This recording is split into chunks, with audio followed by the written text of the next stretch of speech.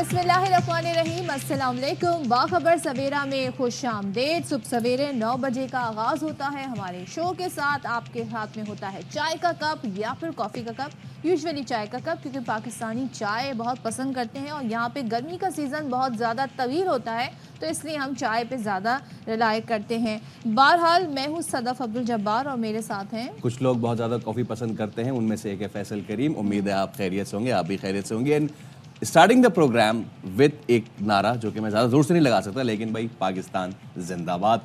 क्योंकि और ये मैं क्रिकेट की वजह से नहीं, ये मैं हॉकी की वजह से कर रहा हूँ, बिकॉज फाइनली इतने सालों बाद पाकिस्तान की टीम आई है पोडियम पे।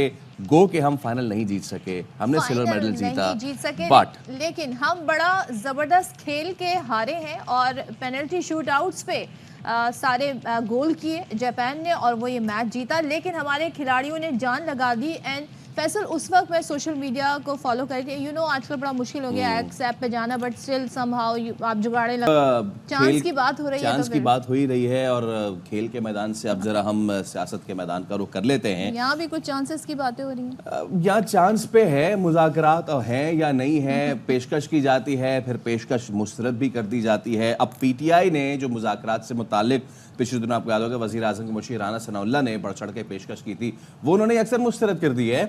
और AIY न्यूज़ के प्रोग्राम सवाल ये है, मैं गुफ्तगू कर रहे थे तर्जुमान पीटीआई रऊफ हसन, और उन्होंने कहा कि भाई बात उनसे होगी जो ताकत का मंबा है।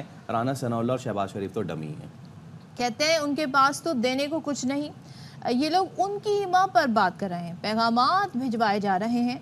आखिरकार पीटीआई से बराह रास्त बात ही होगी, यानी कि पीटीआई ही है जिससे बराह रास्त बात होगी।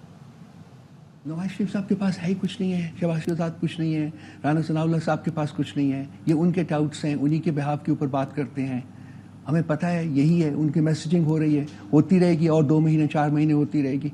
बात होगी उन्हीं से होगी जिनके साथ होनी चाहिए, जिनके पास ताकत है, जो ताकत का मंबा है, वो एस्टैब्लिशमेंट है। ये लोग तो कुछ भी नहीं है। इनको मैं कहता हूँ ये तो डमीज हैं। राना सनाउल्लाह या नवाज शरीफ या शहबाज शरीफ, ये बातें कौन करवा रहा है? ये राना सनाउल्लाह कर रहे हैं, इनके पास तो है ही कुछ नहीं है देने को। ये मैसेजिंग हो रही है, ऑब्वियसली वो उनकी पपेट्स हैं कि वो पुल करते हैं और ये एक्ट करते हैं। हम कहते हैं डायरेक्टली बात करें, आप क्यों उनके थ्रू आते हैं? डायरेक्टली बात होगी, अल्टीमेटली होगी, और चारा कोई नहीं, ऑप्शन कोई नहीं। आरिफ अलवी साहब को हमने देखा गुज़श्ता 3 चरणों में वो दोबारा पॉलिटिकली एक्टिव हुए हैं। इमरान खान साहब से मुलाकात भी की है, कोई ख़ास टास्क दिया है, मुलाकात की है जब कि भाई कोई बातचीत को आगे बढ़ाएं? जुमेरात को हमारी मीटिंग जब हुई थी खान साहब के साथ, तो अलवी साहब भी हमारे साथ ही थे। 6 लोग थे हम, उनमें से अलवी साहब भी थे, सेक्रेटरी जनरल साहब भी थे पार्टी के, और भी 3 लोग थे। तो वहाँ उनको ये रोल जो है वो हमारे सामने ही खान साहब ने दिया था। If I could define this role, तो मैं कहूँगा he is the ambassador at large. और इन्हीं दिनों में हमें काफ़ी एक्टिव नज़र आ रहे हैं साबिक सदर आरिफ अलवी, और वो ये कहते हैं कि पुल का किरदार अदा करने की कोशिश करता रहा हूँ, मसाइल का हल बातचीत से ही मुमकिन है। और बानी पीटीआई ने मुल्क की खातिर अपनी अना कुर्बान कर दी, उनका मैंडेट बहाल करें। तो सुन लेते हैं कि साबिक सदर आरिफ अलवी क्या कह रहे थे। इमरान खान साहब से मिला था, सारी कुर्बानियाँ दे रहे हैं और के मामलात जो हैं वो एक कन्फ्यूजन का शिकार हैं और कन्फ्यूजन की तरफ जा रहे हैं। उन्होंने अपनी अना को भी कुर्बान कर दिया, नहीं क्योंकि मुल्क का मामला है तो बातचीत ही हल है। को इस्तेकाम देने के लिए इमरान खान जो इतना बड़ा मैंडेट लेकर असीरी में है, उस पार्टी का मैंडेट भी रेस्टोर हो, उसकी बात भी सुनी जाए। बातचीत अगर कोई कह रहा है कि उसने नहीं करनी, उसी से सवाल कीजिए। ब्रिज का काम करने की कोशिश करता रहा हूँ, मगर ब्रिज जब ही कामयाब होगा जब गाड़ियाँ चढ़ेंगी। उस आईनी रोल के अंदर मैं कई जगह पर सर के बल भी खड़ा हो गया कि मैं जोड़ूं, इत्तेफाक से नाकाम हुआ। तो सदर आरिफ अलवी जो साबिक है, उन्होंने तो ये कह दिया कि वो सर के बल भी खड़े हो गए, उन्होंने कोशिश कर ली, वो जो है कामयाब नहीं हो सके। लेकिन अब जो राना सनाउल्लाह हैं, जो हमने स्टोरी के आपको बिगिनिंग में बताया था, उनका मौक़िफ़ अब क्या है? वो कहते हैं कि मुज़ाकरात को लेकर पीटीआई का मौक़िफ़ वाज़े नहीं है। मज़ीद ये कहते हैं कि भाई नवाज़ शरीफ तो ग्रैंड डायलॉग के लिए तैयार हैं, तमाम अपोजिशन जमातें डायलॉग पर मुत्तफ़िक़ भी हैं। अच्छा, और ये भी वो कहते हैं कि पीटीआई चेयरमैन साथ ही उन्होंने कहा पीएससी के लिए बात कर सकती है, तो पाकिस्तान के लिए क्यों नहीं बात कर सकती? बात नहीं करेंगे तो मामलात कैसे आगे बढ़ेंगे? तो सुन लेते हैं राना सनाउल्लाह क्या कह रहे थे। نواز شریف نے خطاب میں کہا تھا کہ ملک اس وقت جس صورتحال میں گھرا پڑا ہے اس کا ایک ہی حل ہے کہ ہم سب سر جوڑ کے بیٹھیں. سب کے سر جوڑ کے بیٹھنے کو اگر آپ گریٹر ڈائلاگ نہیں کہیں گے تو اور کیا کہیں. یہ ڈائلاگ جو بھی ہوگا یہ سب سے پہلے تو سیاسی جماعتیں آپس میں بیٹھیں, اس کے بعد پھر اداروں کے معاملات ہوں گے. عمران خان صاحب وہ ایک ہی جو ہے وہ راگ الاپ رہے ہیں کہ میں نہ کسی کے ساتھ بیٹھوں گا نہ میں کسی کے ساتھ گفتگو کروں گا. پی ایس سی کی چیئرمین شپ کے لیے بات ہو سکتی ہے, اجلاس میں ایجنڈا سیٹ کرنے کے لیے بات ہو سکتی ہے, تو پاکستان کے لیے کیوں بات نہیں ہو سکتی. مذاکرات جو ہیں وہ غیر مشروط ہونے چاہیے, وہاں پہ بیٹھ کے آپ ہر موضوع پہ بات کریں. اگر آپ پہلے ہی جو ہے وہ شرائط شروع کر دیں کہ جی یہ کریں وہ کریں تو پھر کہاں مذاکرات ہوتے ہیں. اس وقت بھی پارٹی کا جو بیانیہ ہے وہ بھی بالکل میاں نواز شریف صاحب کی اپروول سے ہے. اور ایسے میں پیپلز پارٹی کے جو چیئرمین ہیں بلاول بھٹو وہ بھی گرینڈ ڈائیلاگ کی حمایت کر رہے ہیں, اور انہوں نے لاہور میں بھٹو ریفرنس کے موقع پر خطاب کیا اور کہا کہ سیاستدانوں کو ایک دوسرے سے ہاتھ ملانا پڑے گا, گالم گلوچ کی سیاست کے بجائے پاکستان کے بارے میں سوچنا پڑے گا. بات ہو رہی ہے گرینڈ ڈائیلاگ کی, اس پر پی ٹی آئی کی طرف سے جو بیانات آئے ہیں اب ہم ذرا اس کی کچھ ہم چاہتے ہیں ذرا کلیئرٹی مزید سامنے آ جائے. پاکستان تحریک انصاف کے رہنما علی محمد خان صاحب ہمیں جوائن کیا ہے. Thank you so much. Member national assembly بھی ہیں. تھینک یو سو مچ علی محمد خان صاحب صبح سویرے جوائن کرنے کے لیے. یہ بتائیے گا مسلم لیگ نون ہو, پیپلز پارٹی ہو, تمام جماعتیں آن بورڈ ہیں کہ ڈائیلاگ ہونے چاہیے. آپ کی پارٹی کے ترجمان رؤوف حسن صاحب وہ یہ فرماتے ہیں جی پارٹی بات انہی سے ہوگی جو طاقت کا منبع ہے. اب ایک بات آپ مجھے بتائیے گا, وہاں سے تو میسج بڑا کلیئر آ گیا تھا کہ کوئی ڈائیلاگ نہیں ہو رہا ہے جب تک رویہ آپ نہیں دیکھیں گے, بلکہ جب تک کیا کوئی ڈائیلاگ نہیں ہو رہا ہے اور سیاسی جماعتیں آپس میں ڈائیلاگ کریں, تو پھر آپ لوگ کس سے بات کرنے کی یہاں پر بات کر رہے ہیں؟ بہت شکریہ. بسم اللہ الرحمن الرحیم. اللہم صلی وسلم وبارک علی سیدنا محمد صلی اللہ علیہ محمد.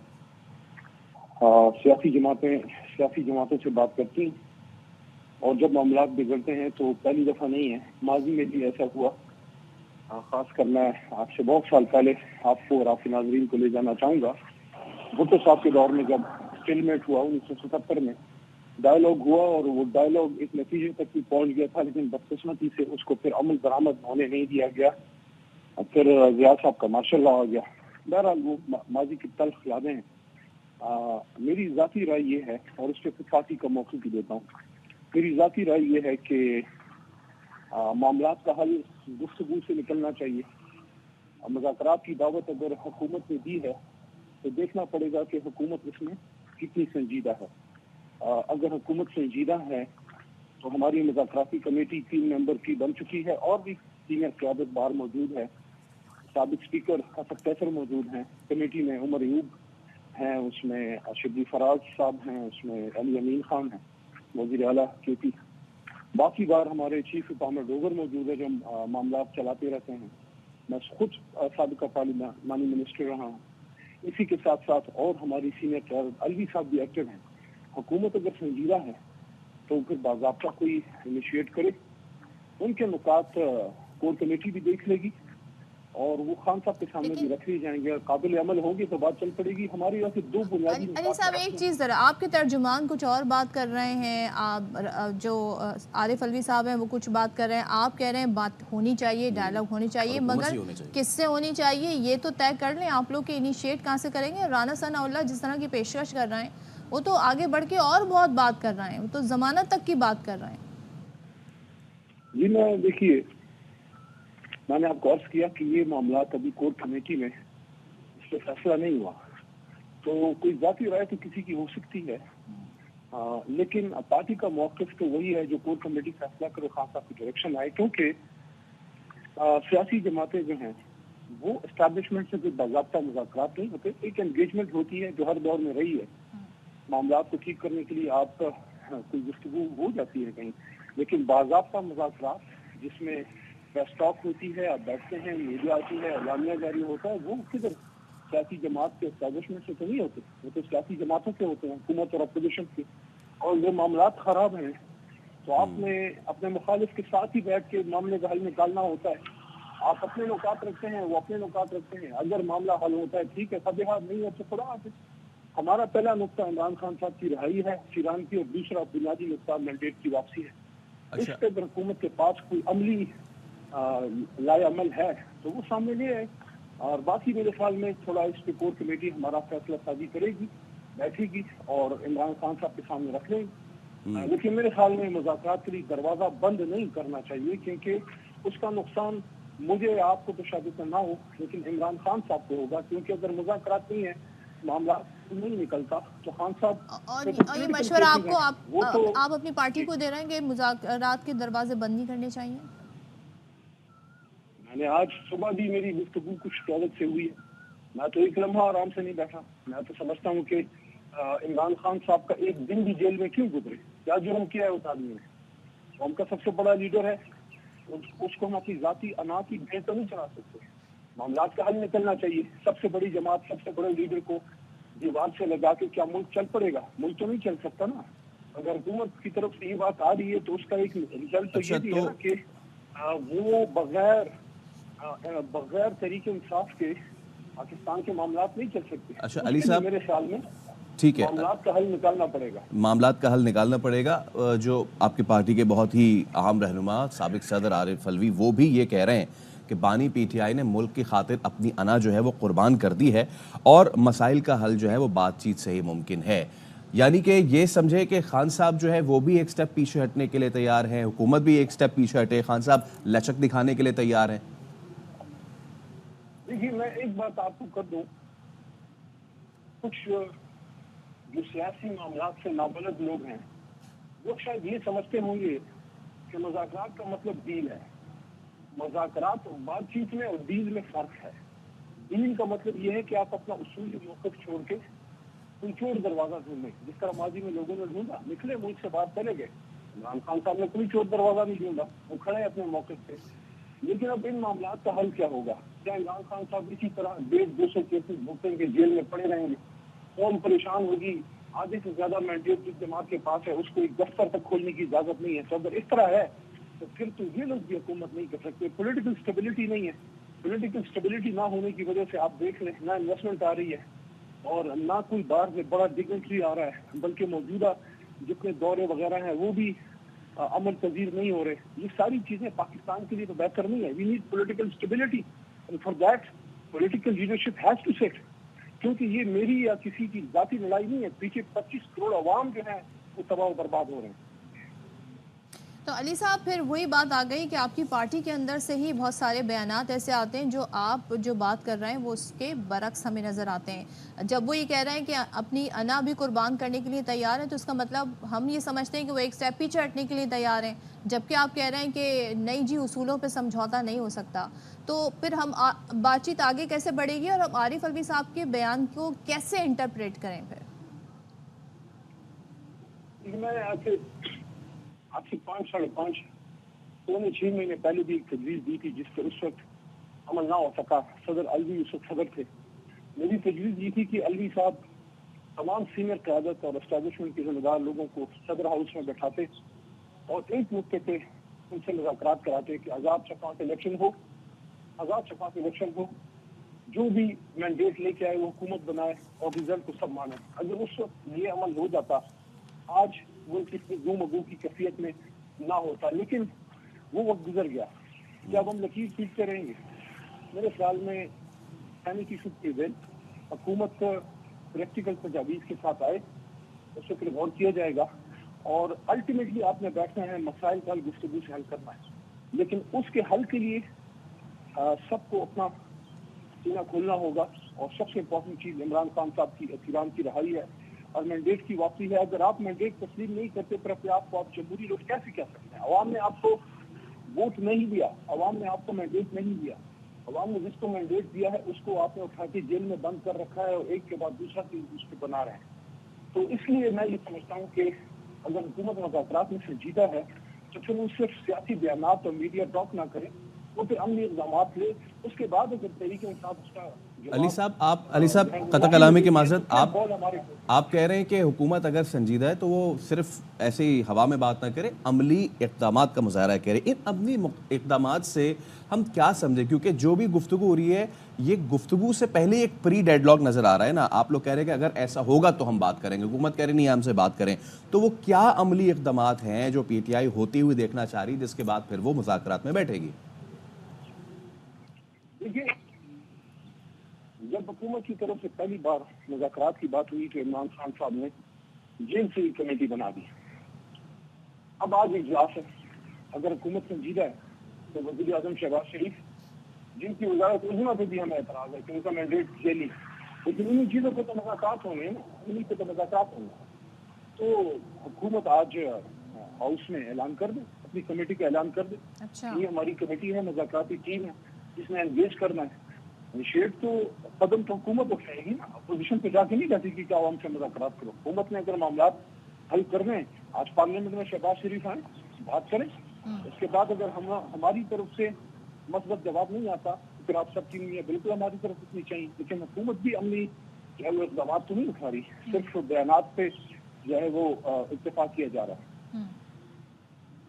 تو ایک چیز یہ بھی ہے نا کہ آپ لوگ حامی بھریں گے تو وہاں سے پھر کچھ انیشیٹو لیا جائے گا، پھر کمیٹیاں بھی بنیں گی، پھر نام بھی سامنے آئیں گے کہ کون لوگ ہوں گے شامل. سو آپ لوگ آ کے پریس کانفرنس کر کے بتا دیں کہ کیا ارادے رکھتے ہیں. دیکھیں، جو ملک نیتی ہے اور ملک کے معاملات کو حل کرنا مطمع نظر ہے تو اللہ تعالیٰ راستے دے دیتا ہے. کیونکہ قرآن میں اللہ فرماتے ہیں کہ وَأَمْرُهُمْ شُورَىٰ بَيْنَهُمْ. مفہوم اس کا یہ ہے کہ جب مسلمانوں کے بیچ کوئی مسئلہ پیدا ہوتا ہے تو یہ لوگ بیٹھ کے شورا کرتے ہیں. اسی لیے پارلیمنٹ بنا ہے. یہ جو آپ کا اور سب کا کروڑوں روپے آج کے اجلاس پہ لگے گا، یہ لڑائی کے لیے تو صرف نہیں، یہاں سے مسائل کا حل نکالیں. کیوں 3 مہینے سے عمران خان صاحب جو ہیں، الیکشن ہو گیا ہے، اب بھی اندر ہے، 300 دن ہونے کو آئے ہیں عمران خان صاحب اور تمام افسران اندر. تو ماضی میں بھی یہ ہوتا رہا، اب بھی یہ ہو رہا ہے. تو پولیٹیکل سسٹم کا تو نقصان ہے نا جی. اگر عمران خان صاحب کو اپنے اندر رکھنا ہے تو آپ مجھے بتائیں پولیٹیکل اسٹیبلٹی آئے گی؟ نہیں آ سکتی. اگر پولیٹیکل اسٹیبلٹی نہیں آئے گی تو آپ ملک کیسے چلائیں گے؟ اس کا جواب ہے کسی کے پاس. ٹھیک ہے، لیکن ابھی آپ لوگ نے خود بھی ڈیسائیڈ کرنا ہے، جس کا بار بار آپ حوالہ بھی دے رہے تھے علی محمد خان صاحب، کی پارٹی بیٹھ کر اس پر سوچے گی کہ اس آفر کو کس طریقے سے ہم نے ویلکم کیا ہے. ایسے ہی سمجھوں پھر میں؟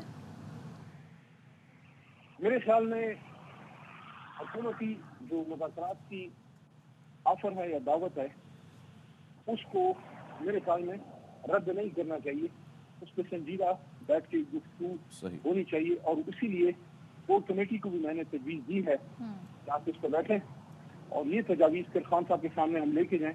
کیونکہ ہماری طرف مسئلہ یہ ہے کہ خان صاحب جیل میں ہیں تو آپ کو اپنے سپریم لیڈر کے پاس چیزوں کو لے کے جانا پڑتا ہے. اس میں پھر جیل کا مسئلہ ہوتا ہے، کبھی ملاقات ہوتی ہے کبھی نہیں ہو پاتی.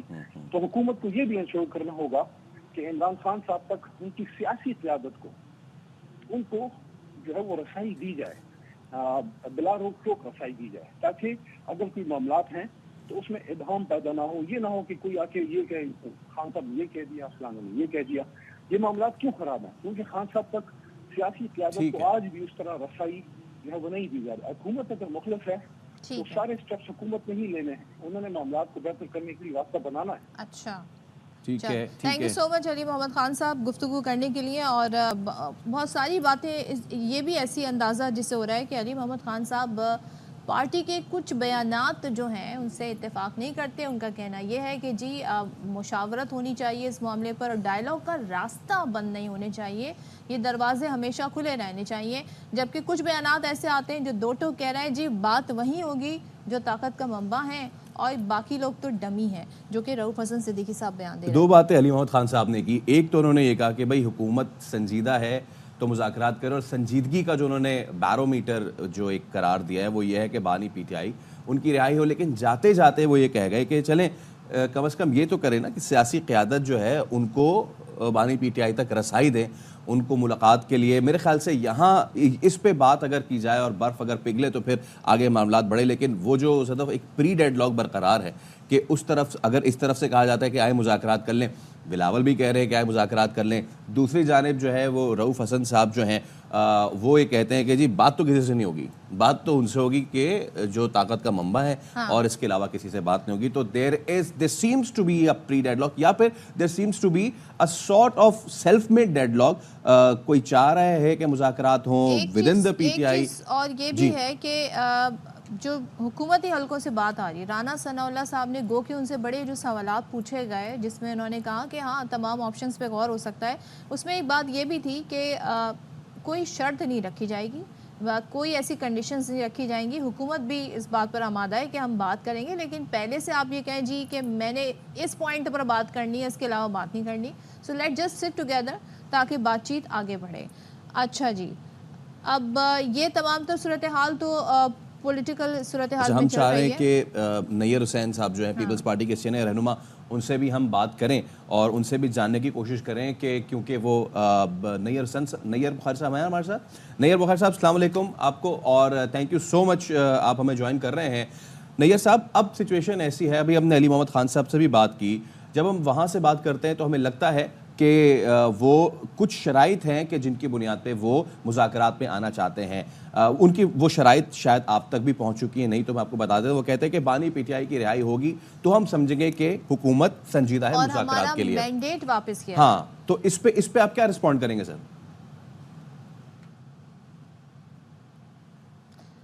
جی نیئر صاحب آپ کو آواز آ رہی ہے؟ نیئر بخاری صاحب,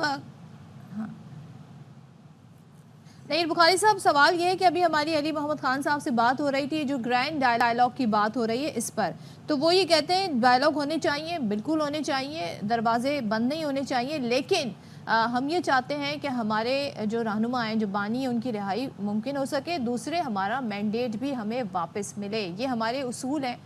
ایک طرح سے جو میں سمجھی وہ یہ کہہ رہے ہیں کہ ہم اس سے پیچھے نہیں ہٹیں گے. تو کیا ان کنڈیشنز پہ آپ تیار ہیں بات کرنے کے لیے؟ گزارش ہے کہ ڈائلاگس پہ پری کنڈیشنز نہیں ہوتی,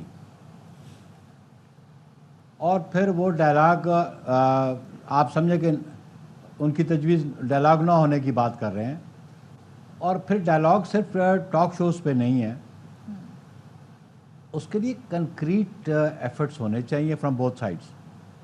ایون کل بھی چیئرمین بلاول بھٹو زرداری صاحب نے لاہور میں انہوں نے کہا کہ پالیٹکس اینیمیٹی میں نہیں ہونی چاہیے, سیاسی مخالفتیں ہوتی ہیں اور پولیٹیشنز کو بیٹھنا چاہیے. اور ہم تو پاکستان پیپلز پارٹی تو مثال دیتی ہے 1977 کی, جب بھٹو شہید نے پی این اے سے مذاکرات کیے. تو پولیٹیشنز نے ایشوز کو ریزالو کرنا ہے نا. عوام کیوں مینڈیٹ دیتی ہیں پولیٹیشنز کو؟ تاکہ وہ ان کو سرو کر سکیں, ان کے لیے ریلیف لا سکیں, ان کے لیے ایسا انوائرمنٹ ہو کہ وہاں پہ فری فیئر لائف اپنی گزار سکیں, بزنس کر سکیں, جابس کر سکیں. ایسے انوائرمنٹ کے لیے وہ اپنے نمائندے منتخب کرتے ہیں. اور نمائندے آپس میں جھگڑنا شروع کر دیں تو ان کرائسس سے ملک کو کون نکالے گا؟ سر وہ یہ بھی کہہ رہے ہیں کہ یہ ذمہ داری تمام پولیٹیشنز کی ہے. آپ صرف باتیں ہی نہیں ہونی چاہیے, جس کا اظہار آپ بھی کر رہے ہیں کہ ٹی وی پہ بیٹھ کے کوئی بات کہہ دی, اس کے لیے ہمیں ہوتا ہوا نظر آنا چاہیے, کوئی کمیٹی ہونی چاہیے, کچھ لوگ ہونے چاہیے جنہیں کام یہ ٹاسک اسائن کیا جائے. سو ایسا انیشیٹو تو ابھی تک ہم نے نہیں دیکھا, صرف رانا ثناء اللہ صاحب کی طرف سے اسٹیٹمنٹس ہی آئے اب تک. دیکھیں بارہا ان کے جتنے بھی لیڈرز ہیں انہوں نے کہا کہ عمران خان جیل سے پیغامات دیتا ہے کہ پیپلز پارٹی سے, پاکستان مسلم لیگ این سے اور ایم کیو ایم سے بات نہیں ہو سکتی. پھر کس سے بات کرنا چاہتے ہیں وہ؟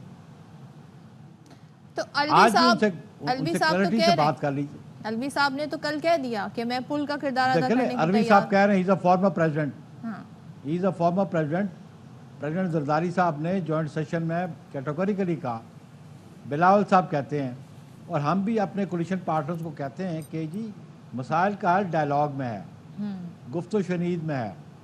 وہ کہہ رہے ہیں وہ انا کی قربانی دینے کو تیار ہیں بانی پی ٹی آئی. یہ عارف الوی صاحب کا بڑا اہم اسٹیٹمنٹ ہے کل کا. دیکھیں جی, نہیں انا کی قربانی کیا دینے, تو ابھی بات کریں, کیونکہ ان کا جو رویہ ہے, ایک ان کا لیڈر کچھ بیان دیتا ہے جب عمران خان کو مل کے آتا ہے جیل, دوسرا دے دیتا ہے. تو لیٹ دیم اناؤنس ان اے کمیٹی. اچھا آپ ان کا جیسے کہ جی ہمارے یہ لوگ ہوں گے, if they are serious they should announce it کہ جناب ہم اختیار دیتے ہیں فلاں فلاں ممبرز کمیٹی. آپ کو میں بتاؤں کہ جو مئی اور جون 2022 میں جو مذاکرات ہوئے تھے اور جو ٹیم پرویز خٹک اور یہ اسد عمر وغیرہ آئے تھے مذاکرات کرنے سیاسی جماعتوں کے ساتھ, طے ہو گیا تھا کہ جولائی میں ڈیزالو کرتے ہیں. اور جب وہ گئے واپس عمران خان کے پاس, اس نے کہا نہیں, I don't agree to it. تو یہ بااختیار کمیٹی بنائے نا, جو کمٹمنٹ کرے, جو ڈیسائیڈ کرے گورنمنٹ کے ساتھ, پھر اس کو آنر بھی تو کریں عمران خان. اچھا, لیکن نیت صاحب وہ یہ بھی کہتے ہیں, علی محمد خان صاحب یہ بھی کہتے ہیں کہ جی ہمارا ایک یہ بھی تو مطالبہ ہے نا کہ جو ہماری سیاسی قیادت ہے اس کو رسائی دیں, کچھ کو دے رہے ہیں کچھ کو نہیں دے رہے, اس وجہ سے معاملات گول مٹھا ہو رہے ہیں, کوئی آ رہا ہے کوئی بات کر رہا ہے, کوئی آ رہا ہے کوئی بات کر رہا ہے. ایٹ لیسٹ آپ یہ پہلا اسٹیپ کریں تو پھر معاملات آگے بڑھیں, پھر ہو سکتا ہے بااختیار کمیٹی بن جائے جس کا ورڈکٹ سب کو قابل قبول ہو within the P T I ranks. دیکھیں جی, عمران خان وہ ہی کیپس آن چینجنگ کہ کون کون لوگ مجھے مل سکتے ہیں. اچھا, ایک دن پی ایس سی کے چیئرمین کا ایک اناؤنس کرتے ہیں, دوسرے دن دوسرا کرتے ہیں, تیسرے دن تیسرا کرتے ہیں. یہ آپ کے سامنے ہے ان کا کنڈکٹ. ٹیلم وہ کمیٹی اناؤنس کرے کہ یہ ہمارے لوگ ہمیں اختیار دیتے ہیں ان کو نیگوشیٹ کرنے کے لیے. ہم پرپوز کریں گے اپنی جماعت کو, اور ہماری جماعت اپنے کولیشن پارٹنر کو پرپوز کرے گی کہ آپ بھی کمیٹی بنائیں اور جو گفت و شنید کریں. لیکن اس پہ سیریس اس کو ایشوز کو لیں اور سیریس پولیٹیکل پرسنالٹیز ہیں وہ آ کے بیٹھیں. ٹھیک ہے, thank you so much Nayyar Hussain Bukhari sahab, آپ نے گفتگو کی اور دونوں جانب سے یہ ہے کہ سیریسنس دکھائی جائے, پری کنڈیشنز نہیں ہونی چاہیے. جبکہ پی ٹی آئی یہ کہتی ہے کہ جی ہماری تو یہ خواہش ہے کہ ان مذاکرات کے نتیجے میں ہمیں ہمارا مینڈیٹ ملے اور ہمارے جو بانی ہیں ان کی رہائی ممکن ہو سکے. دیکھیں اب یہ اونٹ کس کروٹ, یہ اونٹ کروٹ بیٹھنا بہت ضروری ہے. یہ اونٹ کروٹ بیٹھے گا تو پولیٹیکل سٹیبلٹی آئے گی, پولیٹیکل سٹیبلٹی آئے گی تو پھر معیشت ٹھیک ہو پائے گی, کیونکہ آئی ایم ایف وفد جو ہے وہ وزارت خزانہ پہنچ چکا ہے اور وزارت خزانہ آئی ایم ایف مشن اور وزارت خزانہ حکام کے درمیان تعارفی سیشن جو ہے وہ بھی شروع ہو چکا ہے. تو شعیب نظامی ہمارے ساتھ موجود ہیں. شعیب نظامی سے جان لیتے ہیں, بتائیے گا تعارفی سیشن شروع ہو گیا ہے, کون کون شریک ہے پاکستان کی جانب سے؟ جی, پاکستان اور آئی ایم ایف کے درمیان جو ہے ٹاک جو 15 مئی سے شروع ہونی تھی وہ 13 مئی سے شروع ہو گئی ہے. اور اس کا مقصد یہ ہے کہ جو بجٹ کے اوپر بات چیت ہونی ہے وہ وقت پر مکمل ہوگی, جو پاکستان جو ہے بجٹ تیار کر سکے گا. ساتھ ساتھ اس میں جو ہے پاکستان سب سے طویل اور سب سے لمبے جو سب سے زیادہ اماؤنٹ والے قرضے کی کوششیں کر رہا ہے. تقریباً 6 سے 8 ارب ڈالر کا یہ قرضہ ہوگا جو کہ 3 سے 4 سال کے لیے پاکستان لینا چاہتا ہے. اس تعارفی سیشن میں جو ہے ان کے مشن چیف نیتن پورٹر وہ 15 کے بجائے 13 مئی کو آج اسلام آباد پہنچے ہیں, اور وزیر خزانہ اورنگزیب جو ہیں وہ اس میں شریک ہیں. اور اس میں جو ہے مختلف معاشی اہداف کا جائزہ لیا جا رہا ہے. جو اب تک کی کارکردگی ہے رواں مالی سال تقریباً 10 مہینوں کی معاشی کارکردگی, اس میں مہنگائی سے متعلق, خساروں سے متعلق, قرضوں سے متعلق, ترقیاتی اخراجات سے متعلق, جو غیر ترقیاتی اخراجات ہیں ان سے متعلق, اور جو اہداف دیے گئے تھے جس میں پینشن کی ریفارم ہونی ہے, اسی طرح جو ہے وہ توانائی کی ریفارم ہونی ہے, ٹیکس کی ریفارم ہونی ہے, ان پر بات چیت ہو رہی ہے. یہ بات چیت جو باقاعدہ مذاکرات کی شکل اختیار کرے گی یہ آگے 10 دن تک جاری رہے گی. جی, بہت شکریہ آپ کا شعیب نظامی. اور ہم دیگر ٹاپکس کی جانب بھی بڑھیں گے, لیکن ابھی پروگرام میں وقت ہو گیا ایک بریک کا, سو اسٹے ود اس.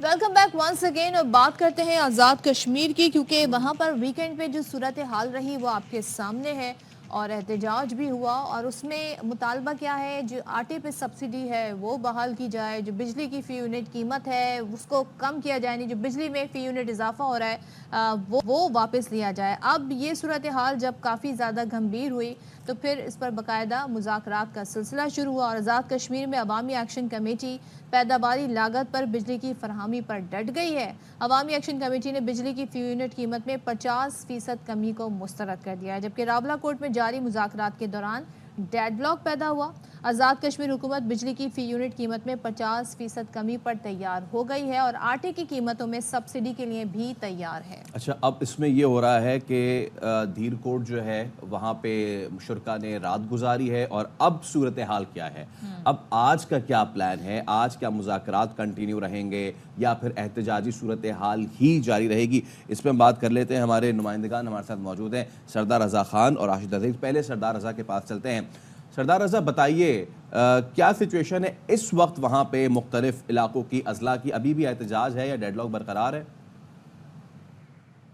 जी देखें, जॉइंट एक्शन कमेटी और हुकूमत के दरमियान सस्ती बिजली और आटे की फराहमी के हवाले से गुज़श्ता रोज़ जो मुज़ाकरात हुए हैं उसमें हुकूमत आज़ाद कश्मीर की जानिब से उन्हें रिलीफ तो देने की कोशिश की गई, ताहम हुकूमत उस हद तक उनको रिलीफ नहीं दे सके या उनसे माहिदा तय नहीं कर सकी जिसमें वो मुतमईन हो सकें। इस हवाले से आज़ाद कश्मीर भर में इस वक्त जो है वो काफ़ी तशवीशनाक सूरत हाल है और काफिले जो रावला कोट से रात गए धीरकोट तक पहुंच चुके हैं और इस वक्त वो मुजफ्फराबाद की जानिब निकल रहे, आहिस्ता आहिस्ता इस तरफ निकल रहे हैं और मुजफ्फराबाद में पहुंचकर उन्होंने जो है वो असम्बली का घेराव करना, ये उनका हदफ है। ताहम इन्हें रोकने के लिए जो है वो कोहाला पुल पर इस वक्त भारी जो है वो पुलिस की भारी नफरी जो है वहाँ पे तैनात है और मुख्तलिफ इदारे जो जैसा रेंजर्स, पीसी, एफसी वगैरह, उनको भी अलर्ट रखा गया किसी हंगामी सूरत के हाल से निपटने के लिए। ताहम इस हवाले से मुज़ाकरात का दूसरा दौर जो है उसकी भी उम्मीद है कि वो शुरू किया जा सकता है और कुछ हालात जो है वो बेहतरी की तरफ जो है वो आ सकते हैं। इसमें मैं आपसे ये शेयर कर दूं कि अवामी एक्शन कमेटी जो है उनका ये मुतालबा है कि पैदावारी लागत पर हमें बिजली फराहम की जाए, यानी आज़ाद कश्मीर में जिस लागत पर बिजली बनती है उसी लागत पर हमें बिजली जो है चंद उसमें इजाफा करके टैक्सेस का हमें दी जाए, ना कि पाकिस्तान के ग्रिड स्टेशन में जमा करके वहाँ से घुमा के वापस जो है वो आज़ाद कश्मीर को महंगे दामों बिजली जो है वो फराहम की जा रही है। इस मामले पर जो है मुज़ाकरात का पहला दौर जो है वो नाकाम हुआ और इसी को लेकर इस वक्त बहुत बड़ी तादाद में इस वक्त तकरीबन 25 किलोमीटर दूर उनका जो आप कह सकते हैं कि एक सिरा 25 किलोमीटर दूर है और दूसरा सिरा जो है वो 25 किलोमीटर आगे धीरकोट से इसका गुजर रहा है और मजीद इसमें जो है वो मुजाहिरीन शामिल हो रहे हैं। बहुत बड़ी तादाद गाड़ियों की है, मोटरसाइकिल है, पैदल लोग चल रहे हैं और उन्हें रोकने के लिए जो है सुपाला के मकाम सरदार पर रज़ा, पुलिस ये मौजूद है। बताएं, जब आप कह रहे हैं इतनी बड़ी तादाद में लोग हैं यहाँ पर, तो ये मुज़ाकरात के अब नए दौर के लिए वेट किया जाएगा कि मज़ीद आगे किस तरह मामला बढ़ेगा, या आज कोई प्लान इन्होंने स्केड्यूल है ऐसा जिसमें फिर ये मज़ीद एक्टिविटी, एहतजाजी एक्टिविटी आगे बढ़ेगी? देखिए, आज़ाद कश्मीर की बिगड़ती सूरत हाल पर शहबाज शरीफ की जानिब से जो बुलाए जाने वाला इजलास है वो इंतहाई अहमियत का हामिल है जी, आज हो और ये रहा है। इजलास ही आज़ाद कश्मीर में तशवीशनाक सूरत हाल की सिलसिला का जो है तयन कर सकता है और इस इजलास में वज़ीर आज़म आज़ाद कश्मीर चौधरी अनवारुल हक, वज़ीर दाखिला और दीगर ओहदेदारान होंगे और वहाँ वफाक की जानिब से भी जो है वज़ीर अमूर कश्मीर और दीगर जो जिम्मेदारान है वो मौजूद होंगे और इस इजलास में जो है मौजूदा सूरत हाल को किस हद तक कंट्रोल किया जा सकता है, माइनस प्लस करके ये हल निकाला जाएगा कि अहले कश्मीर को जो आटे और बिजली के हवाले से ठीक है, यानी कि इस वक्त सारी नज़रें जो है आज़ाद कश्मीर की वो इस वक्त है उस इजलास पे जो कि इस्लामाबाद में होने वाला है। अच्छा, हमारे नुमाइंदे राशिद नज़ीर भी हमारे साथ मौजूद है। राशिद, आप बताइए, आप हमें क्या अपडेट करेंगे? रावला कोट में आप मौजूद हैं। रावला कोट में हम गुज़िश्ता दिन देखते रहे, तमाम दिन जो है ये सारे सूरत हाल बनी रही, एहतजाज होता रहा, लोग सड़कों पर आते रहे। आज क्या सूरत हाल है सुबह से वहाँ पे? जिस तरह यहाँ पे जो रात को मुज़ाकरात हुए अवामी एक्शन कमेटी के दरमियान भी और चीफ सेक्रेटरी और जो दीगर आला काम यहाँ पे मौजूद थे, मुज़ाकरात तो नहीं कामयाब हो सके, लेकिन उसके बाद जो यहाँ पे पड़ाव किया था जो पूरे आज़ाद कश्मीर से काफिले थे जिसमें मीरपुर कोटली से आए थे और जो दीगर अजला इसमें कोटा पलंदरी और सारे जो काफिले थे यहाँ पे जमा हुए और यहाँ पे एक बहुत बड़ा जो यहाँ पे क्राउड जमा हो गया था, उसको संभालना भी यहाँ पे मुश्किल हो गया था। जिसके बाद जो मुज़ाकरात की टीम थी, जब उन्होंने जाके ऐलान किया वहाँ पे कि हमारे मुज़ाकरात कामयाब नहीं हो सके, तो लोगों का इसरार था कि फौरी तौर पे यहाँ से मुजफ्फराबाद की तरफ लॉन्ग मार्च किया जाए। जो अवामी एक्शन कमेटी के रहनुमा थे उन्होंने मजमे को कायल करने की कोशिश की कि रात को हम यहाँ क्याम करें और सुबह यहाँ से निकले, लेकिन जो बहुत सारे जो वहाँ पे मुजाहिरीन थे उन्होंने कहा कि नहीं हम रात को ही मुजफ्फराबाद की तरफ मार्च करेंगे और रात को फिर वहाँ से वो मार्च रवाना हुआ एयरपोर्ट पहुंचा। लेकिन उससे पहले जो मुज़ाकरात थे, मुज़ाकरात से पहले जो यहाँ पे इनके रहनुमा थे उन्होंने वहाँ पे जाके मुज़ाहिरीन के साथ जब खिताब किया तो उसमें वो बड़े उम्मीद थे कि हमारे जो मुतालबात हैं वो मंजूर होने जा रहे हैं। जो शौकत नवाज मीर थे मुजफ्फराबाद से वहाँ पे गए थे, उन्होंने लोगों को कायल किया कि हम आपको एक खुशखबरी यहाँ पे सुनाने वाले हैं और आपको क्रेडिट मिलने वाला है कि यहाँ पे जो मुतालबात थे हमारे, थोड़ी देर के बाद हम नोटिफिकेशन लेके आपके पास आएंगे। तो ज़्यादातर ये उसमें पेशंगी की जा रही थी कि मुज़ाकरात कामयाब होंगे। लेकिन जब मुज़ाकरात शुरू हुए तो वहाँ पे जो डेडलॉक है वो एक नुक्ते पे पैदा हुआ कि जब चीफ सेक्रेटरी आज़ाद कश्मीर से उन्होंने कहा कि हम नोटिफिकेशन भी आपको देंगे, उसमें जो बिजली की कीमत है हम वो निसफ फीसद जो है तो वो आपको कम करेंगे, जिसपे जो अवामी एक्शन कमेटी के रहनुमा थे उमर नज़ीर कश्मीरी, उन्होंने इख्लाफ किया और उन्होंने कहा कि हम सिर्फ पैदावारी जो कीमत है उससे हट के हम किसी भी तौर पे हम किसी एग्रीमेंट पे तैयार भी नहीं है और ना ही हम इसमें पे तैयार होंगे कि हमें ये सब कीमत पे आप दें। तो उसके हट के जो आटे की सब्सिडी थी उस पर भी इनकी तरफ से चीफ सेक्रेटरी की तरफ से ऑफर की गई कि आपको फी मान 1000 रुपया हम सब्सिडी मजीद देंगे, पहले दी भी जा रही है और मजीद उसमें 1000 रुपये हम कमी करेंगे। उससे हट के जो हुकूमती मराहत थी उस पर भी बात की गई, जो इनके मुतालबात थे कि हुकूमती मराहत जो है वो ख़त्म की जाए, तो उस पर भी उन्होंने कहा कि हम कमेटी बना के आहिस्ता आहिस्ता उसको भी खत्म करेंगे। लेकिन फिर डेडलॉक पैदा हुआ। ठीक है Rashid, thank you so much. और हमारे साथ मौजूद थे इससे पहले सरदार रज़ा और आज वज़ीर आज़म ने भी अहम इजलास बुला लिया है, मुख्तलिफ तजवीज़ पे गौर किया जाएगा, देखते हैं उसके बाद ये मामला आगे तक जाता है। अच्छा जी, अब जब हम बात कर रहे हैं और इसने साइकिल पर दुनिया की सफ़र करने की ठानी है, हम आपको मिलवा रहे हैं पाकिस्तानी निजात असद साजिद और उनकी अहलिया मैरीलीज़े से, जो साइकिल पर दुनिया की सैर करने निकल पड़े हैं।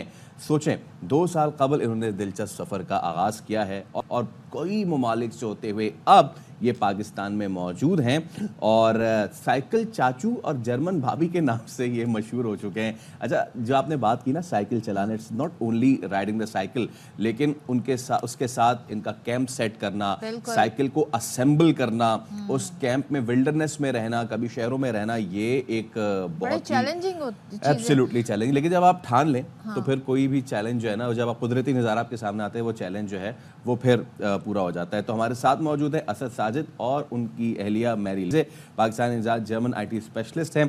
तो आप दोनों का बहुत शुक्रिया Asad and Mary. Guten Tag, ich bin Faisal, du bist Mary. Wie geht es dir? Thank you so much. Thank you for having us. I'm good. ज़बरदस्त। अली, आप से जानना चाहेंगे, thank you both of you for joining us in the show.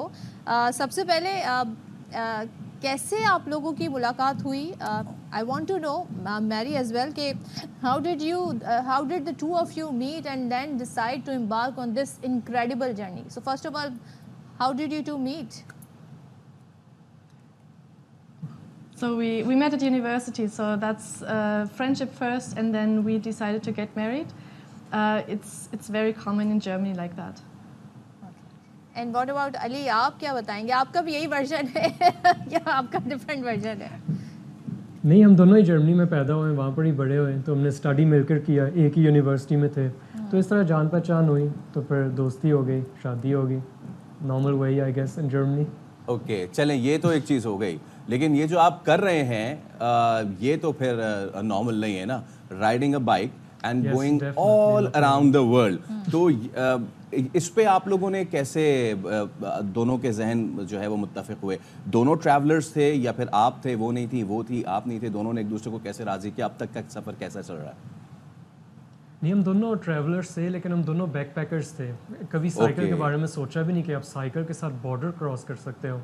ये basically इसी का idea था, इसकी ख्वाहिश थी कि मैं कभी ना कभी साइकिल के साथ क्रोएशिया जाऊँ, तो उसने फिर मुझे भी किसी तरह कन्विंस कर ही लिया कि चलो मेरे साथ चलो।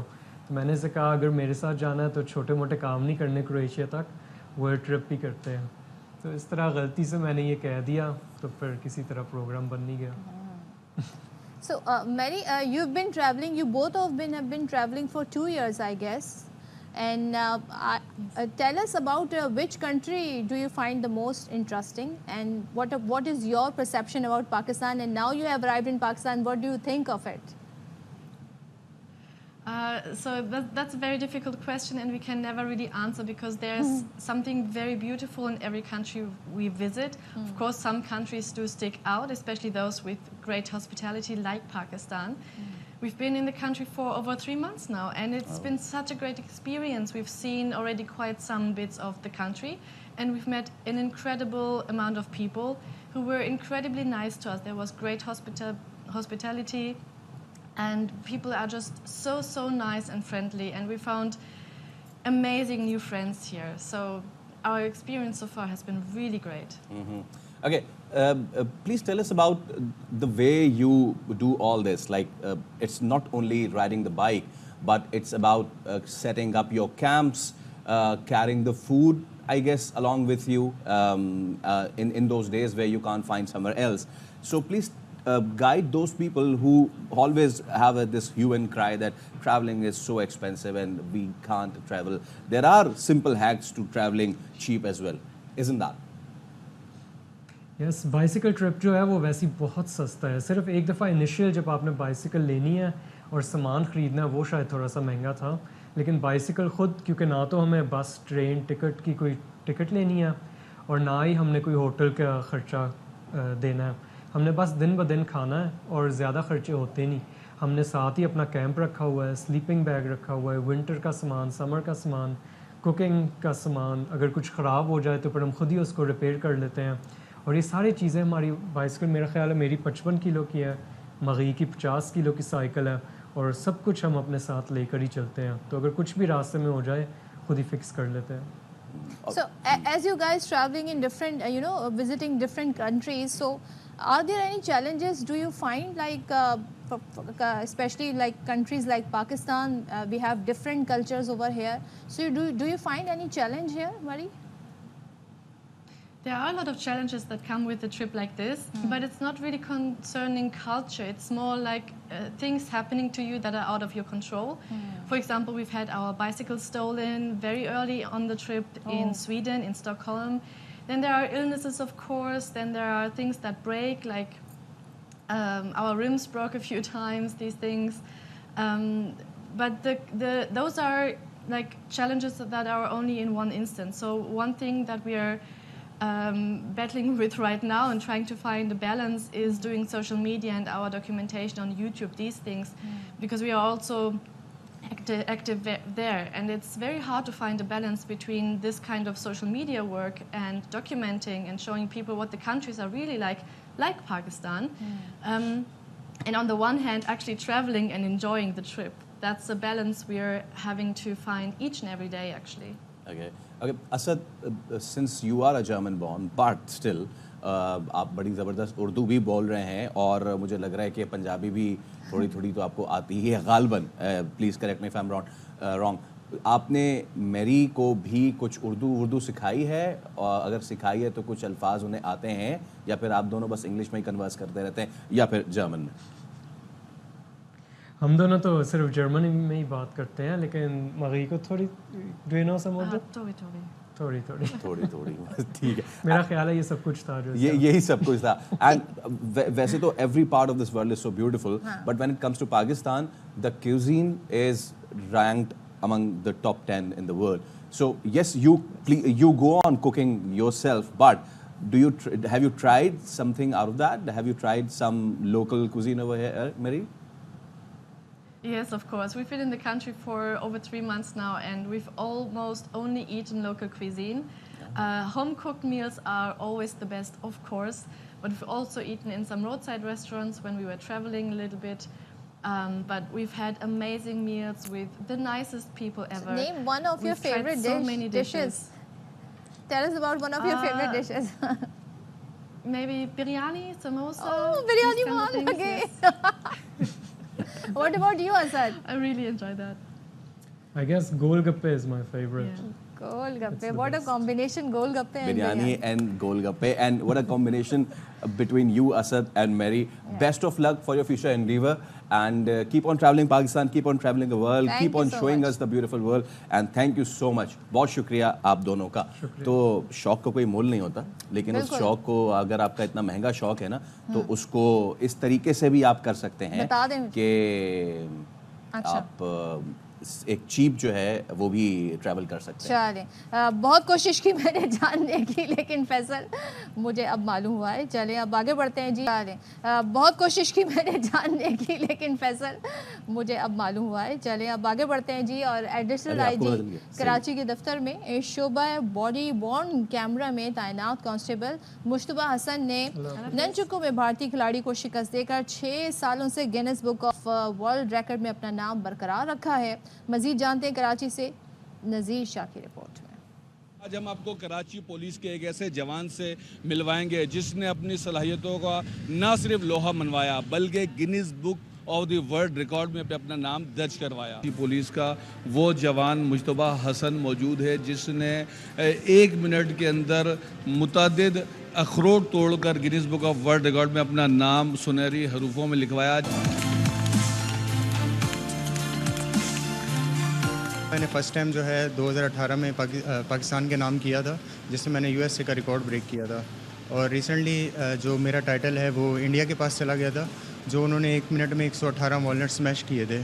तो अभी मैंने इस रिकॉर्ड को जो है ना दोबारा पाकिस्तान के नाम किया, जिसमें 1 मिनट में 118 अखरोट ब्रेक किए थे।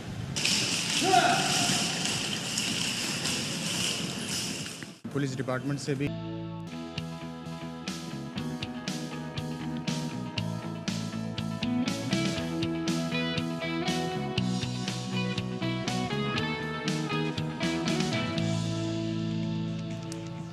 अस्सलाम वालेकुम, वेलकम बैक वंस अगेन। 10 बज गए हैं, बल्कि 10 बजकर तकरीबन 5 मिनट हुए हैं और हम एक बार फिर से आपकी खिदमत में हाजिर हैं। थोड़ा सा ब्रेक हम आपको दे देते हैं क्योंकि आप लोग इतनी मैं बोलकर हमारा शो देख रहे होते हैं, सन्नाटे हो जाते हैं रास्तों में, और बस जो जहाँ होता है वहीं पे वो कहता है यूट्यूब पे लगा लूँ मैं बाखबर सवेरा, देखूँ मैं लाइव इस वक्त। दूसरे, आप अगर हमें फीडबैक देना चाहते हैं तो फेसबुक पे हमारा पेज है बाखबर सवेरा के नाम से, एक्स ऐप पर भी हम मौजूद हैं। और अगर आप हमारा शो मिस कर देते हैं किसी भी वजह से, जो कि आप नहीं करते हैं, तो आप शाम 4 बजे रिपीट में देख सकते हैं। ये मेरा एक क्या कहना चाहिए, पेटेंट। हाँ चलें, इस पे आपके जुमला हुकूक महफूज होगा। ऐसे ही। All right. अच्छा जी, अब हम बात करेंगे इस घंटे में सबसे पहले मईशत की, और बहुत ज़रूरी था ये IMF का पाकिस्तान आना, जो कि जो टीम अब पहुंच चुकी है। मुज़ाकरात जो हैं वो आज से होंगे। ऐसे में वफाकी वज़ीर ख़ज़ाना मोहम्मद औरंगज़ेब ने प्री बजट सेमिनार से खिताब भी किया। बाय द वे, आप लोगों को ये पता होना चाहिए कि जो बजट है और दीगर चीज़ें हैं ये IMF के साथ ही, उनकी तजावीज़ के साथ ही बनाया जाएगा। तो प्री बजट सेमिनार हुआ, उससे वज़ीर ख़ज़ाना साहब ने कहा कि निजकारी की तरफ जाना होगा, मुश्किल से निकलना है तो निजी शोबे को लीड करना होगा। वज़ीर ख़ज़ाना इस पर बहुत एम्फेसाइज़ कर रहे हैं कि हुकूमत जो है वो कारोबार नहीं करती, निजी शोबा कारोबार करते, तो प्लीज़ टेक द लीड। और उनका कहना था कि सनतें 25-26% इंटरेस्ट रेट पर काम नहीं कर सकती। वज़ीर ख़ज़ाना ने कहा कि भाई शरह सूद में कमी आनी चाहिए। अब सवाल ये है कि शरह सूद में कमी कौन लाएगा, आप ही लेकर आएंगे। उन्होंने ये भी कहा कि सनतों को तवानाई का यकसा टैरिफ देना भी एक जायज़ मुतालबा है। अच्छा, दूसरी एक चीज़ वो ये है कि जो FBR का ट्रैक एंड ट्रेस सिस्टम है वो भी बुरी तरह नाकाम रहा। आपको याद होगा ताजिर 2 से कैप लेकर आए थे ताकि ताजिरों को टैक्स नेट में लाएं, लेकिन टैक्स नेट में लाने की जो मुहिम है वो आपने देखा कहाँ पर जाकर पहुंची। सिर्फ मेरे ख्याल में गालिबन 5% भी जो ताजिर हैं उन्होंने उसको उसमें साइन अप नहीं किया होगा। लेकिन ये कहते हैं वज़ीर ख़ज़ाना की जो मुहिम है इससे हम पीछे नहीं हटेंगे। तो सुन लेते हैं। अच्छा, अब बात ये है कि आइंदा बजट में सेल्स और इनकम टैक्स छूट जो है वो मरहला वार ख़त्म करने की तजवीज़ पे भी गौर किया जा रहा है। IMF ने पाकिस्तान से जो अरबों रुपए की टैक्स छूट है वो बतदरीज ख़त्म करने का मुतालबा किया हुआ है। ज़रा ये भी कहते हैं कि आइंदा बजट में इम्पोर्टेड ट्रैक्टर्स और कमर्शियल इम्पोर्टर्स पर विद होल्डिंग टैक्स लगाने पर भी गौर किया जा रहा है, और कमर्शियल दरामद कुनंदगान की आमदन पर भी इनकम टैक्स और विद होल्डिंग टैक्स लगाने की तजवीज़ है। मोर टैक्सेस। और आपको पता है इस मुल्क में कौन सा वो तबका है जो सबसे ज़्यादा टैक्स देता है, वो है सैलरीड क्लास। तो आबिद सुलैरी साहब माहिर माशियात हमारे साथ मौजूद हैं, उनसे बात कर लेते हैं। Thank you so much Abid सुलैरी साहब। ज़रा ही समझा दें, जब वज़ीर ख़ज़ाना कहते हैं कि मरहला वार जो टैक्स छूट है सेल्स टैक्स पर, इनकम टैक्स पे, वो ख़त्म की जाएंगी, तो ज़रा हमें समझा दें कि वो छूट क्या है और वो किस पर इसका बर्डन आने वाला है।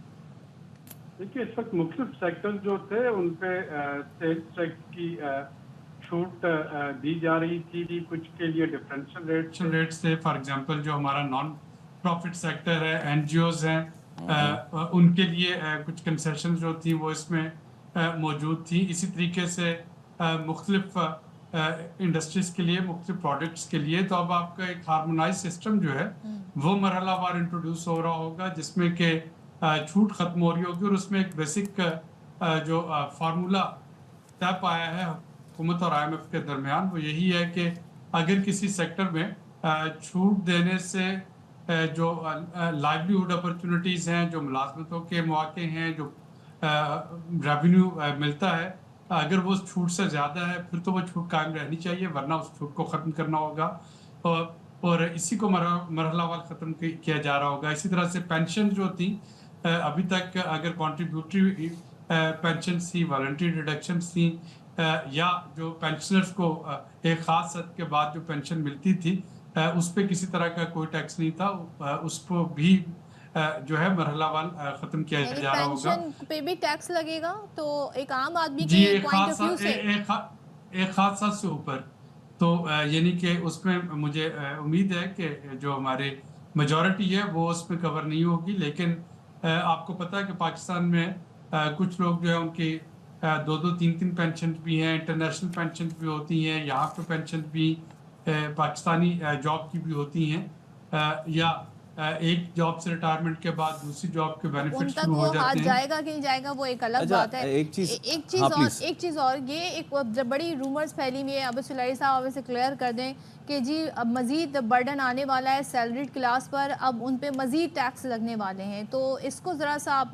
क्लैरिफाई कर दें कि ऐसा है क्या? ये जब आप ताजिर दोस्त में आप उस ऐप में नहीं ला सके, उस मुहिम में ताजरों को नहीं ला सके, तो अल्टीमेटली बर्डन फिर उन्हीं लोगों पर आएगा जिनकी सैलरियों से टैक्स कट जाते हैं। औरंगजेब साहब की अभी तक की गुफ्तगू से तो बहुत क्लियर लगते हैं कि जो ऑलरेडी एग्जिस्टिंग टैक्स पेयर्स हैं उनको मजीद बोझ में ना लाया जाए, सैलरीड क्लास को बोझ में ना लाया जाए।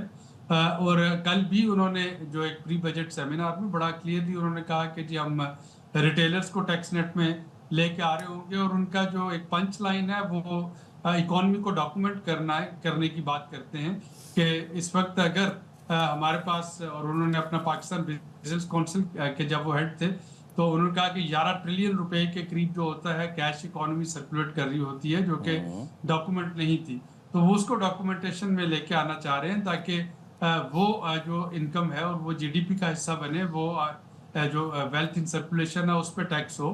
और ये जो अनडॉक्यूमेंटेड इकोनॉमी है पाकिस्तान की, अगर ये डॉक्यूमेंट हो जाती है और इस पर डायरेक्ट टैक्सेस शुरू हो जाते हैं तो शायद आपके जो इनडायरेक्ट टैक्सेस हैं इनको भी कम करने का एक कुशन मौजूद हो। अगर डॉक्यूमेंट हो जाती है, please correct me if I am wrong doctor साहब, जी बिल्कुल। इससे पहले वाले भी जो इससे पहले वाली हुकूमत में शब्बर ज़ैदी साहब भी ये कोशिश कर चुके हैं, लेकिन फिर उनको कहाँ से मामलात का सामना करना पड़ा था, यू नो इट बेटर। अब दोबारा से इस चीज़ की कोशिश की जा रही है। मुझे ये बताइए कि क्या ये काम इतना मुश्किल है जितना नजर आता है? It's not only one sector, retailers and all, it's and let us name it, because अब जब तक नाम नहीं लेंगे तब तक फायदा नहीं है। The tobacco industry, the retailers, the manufacturers, real estate, और ये सारे हैं, ये कितने बड़े टैक्स एवेडर्स हैं, billions of rupees per year tax नहीं देते हैं। तो क्या इन तक पहुंचना बहुत मुश्किल है या फिर आसान है और कोई करना नहीं चाहता है? मुश्किल है, लेकिन इस वक्त टेक्नोलॉजी का इस्तेमाल जो है वो ज़्यादा आम हो चुका है। डाटा की एक्सेस आपके पास है। CNIC जो है वो एक बेसिक डॉक्यूमेंट है जिससे कि तमाम ट्रांजैक्शन जो हैं वो ट्रेस की जा सकती हैं। अगर इस वक्त मेरी या आपकी जो एक एवरेज ट्रांजैक्शन पूरे महीने की स्पेंडिंग देखना हो तो CNIC की मदद से ट्रेस किया जा सकता है। हमारे बैंक अकाउंट्स कहाँ पे हैं, हमारे डेबिट कार्ड, क्रेडिट कार्ड कौन से इस्तेमाल होते हैं, गाड़ी कौन सी है, सफ़र कहाँ पे किया है। और ये आज के दौर में जब बिग डाटा और डाटा ट्रायंगुलेशन की बात करते हैं तो टेक्नोलॉजिकली ये बहुत मुश्किल काम नहीं है। जो जहाँ पे प्रैक्टिकल प्रॉब्लम आ रही है वो ये है कि जब आप सप्लाई चेन को इंटीग्रेट करना चाहते हैं, स्पेशली SMEs को इंटीग्रेट करना चाहते हैं, तो उनमें से अक्सर जो है वो इनफॉर्मल सेक्टर में काम कर रही हैं, और उन सबको एक डॉक्यूमेंटेड इकोनॉमी का हिस्सा बनाना वो एक चैलेंज है। لیکن اگر وہ چیلنج اس وقت ہم ایکسیپٹ نہیں کریں گے تو ظاہر ہے کہ اس وقت ملکی معیشت جو ہے وہ ایک ایسے موڑ پہ کھڑی ہے جہاں پہ کہ دوست ممالک ہو, IMF ہو, ورلڈ بینک ہو, ہر کوئی آپ سے یہی کہہ رہا ہے کہ جی آپ وہ طبقہ جو کہ ٹیکس ایویژن کر رہا ہے اس کی طرف فوکس کریں تو تب آپ ہمارے ساتھ بات کریں, ورنہ وہ بھی اب بہت زیادہ بلینک چیک دینے کے موڈ میں نہیں ہے, بلکہ کافی عرصے سے وہ جو ہے ہماری جتنی بھی امداد ہو رہی ہے یا ہمیں لون مل رہے ہیں وہ کنڈیشنل ہوتے ہیں ود آل دیز ریفارمز, اور اس دفعہ یہ ریفارمز اگر نہیں کریں گے تو پھر مشکل ہوتی چلی جائے گی. اچھا, اور جو ہم پرائیویٹائزیشن کی بات کرتے ہیں, وزیر خزانہ یہ بھی کہتے ہیں کہ ہمیں اگر مشکل سے نکلنا ہے تو نجی شعبے کو لیڈ کرنا ہوگا, نجکاری کی طرف جانا ہوگا. اب ظاہر ہے نجی شعبے سے اگر بہت ساری ایکسپیکٹیشن ہے تو ان کے لیے ماحول بھی کنڈیوسو بنانا ہوگا. کیا وہ اتنا کانفیڈنٹ فیل کرتے ہیں کہ معیشت اس جگہ پہنچ گئی ہے کہ وہ لیڈ کریں؟ دوسرا, پرائیویٹائزیشن, PIE کی پرائیویٹائزیشن کی بات ہوتی ہے اور دیگر اداروں کی, مگر ہم ان کو میچیور ہوتے ہوئے نہیں دیکھتے. حالانکہ PIE کے اس پر بہت ابھی کام ہو چکا ہے, مگر کچھ جماعتوں کی ریزرویشن ہیں. آپ کتنے عرصے میں دیکھ رہے ہیں کہ یہ معاملات آگے بڑھ سکتے ہیں, خاص طور پہ اگر میں PIE کی اسپیسیفکلی بات کروں؟ اس کے لیے اس پر جو کولیشن گورنمنٹ ہے وہ اس کے پارٹنرز کو آپس میں بات کرنی ہے. ہر حکومت جو تھی, ہر پارٹی جب وہ حکومت میں ہوتی ہے پرائیویٹائزیشن کی بات کرتی ہے. پچھلے اگر 20 سال کا ریکارڈ اٹھا کے دیکھ لیں, اور جب وہ اپوزیشن میں جاتے ہیں یا وہ میجر اتحادی نہیں ہوتے تو وہ اس پرائیویٹائزیشن کے کو ریزسٹ کرتے ہیں. اور اب بھی یہی سچویشن ہے. تو PMLN جو ہے بینگ اے لیڈ پارٹنر, ان کو بات کرنا ہوگی اپنے باقی اتحادی جماعتوں کے ساتھ تاکہ ایک وے فارورڈ جو ہے وہ اس پہ نکالا جا سکے. بلاول بھٹو صاحب کا آپ نے دیکھا ہوگا, انہوں نے کہا کہ پاکستان اسٹیل مل جو ہے وہ سندھ گورنمنٹ کو دے دی جائے. انہوں نے PIA کے بارے میں بھی بات کی, آلٹرنیٹیو سجیشن جو تھی وہ دی. تو یہ جو ایک کچھ سیاسی جو فیصلے ہیں وہ تو ان کو آپس پہ کرنے ہیں, لیکن اس وقت مزید بلیک ہول جو ہے وہ پاکستان کی اکانومی افورڈ نہیں کر سکتی. اگر آپ کے پاس گنتی کے 12-14 جہاز ہیں اور اس کے لیے 800-900 پائلٹس ہیں تو کون سا ایسا جو انڈسٹری یا ایسا کاروبار چل سکتا ہے جس میں 9 گاڑیاں ہوں اور ہر گاڑی کے لیے 100 ڈرائیور جو ہیں وہ رکھے جائے. تو ظاہر ہے کہ آپ کو کہیں نہ کہیں سے آغاز کرنا ہے. جو آپ نے پرائیویٹ سیکٹر کی بات کی اس میں 2 ہی مطالبات ہیں پرائیویٹ سیکٹر کے, انرجی ٹیرف اور انٹرسٹ جو ریٹ ہے اسٹیٹ بینک کا. انٹرسٹ ریٹ جو ہے وہ میں دیکھ رہا ہوں کہ شاید آنے والے دنوں میں ٹیپر آف ہونا شروع ہو جائے. انرجی ٹیرف جو ہے وہ ایک کمپلیکیٹڈ ایشو رہے گا اور اس پہ دیکھنا ہوگا کہ اس میں یہ انرجی سیکٹر جو ہے یہ تو اس پہ بھی ہم بات کریں گے. ڈیسکوز جو ہیں وہ بھی اب مشکل میں آنے والے ہیں. لیکن اب صاحب پچھلے کچھ دنوں میں کیا ہم اوور ایمفسائز نہیں کر رہے کہ جی ہم ٹیکس سے ملک چلائیں گے, ہم ٹیکس کلیکشن سے ملک چلائیں گے, آلدو دس از اے ہیوج تھنگ.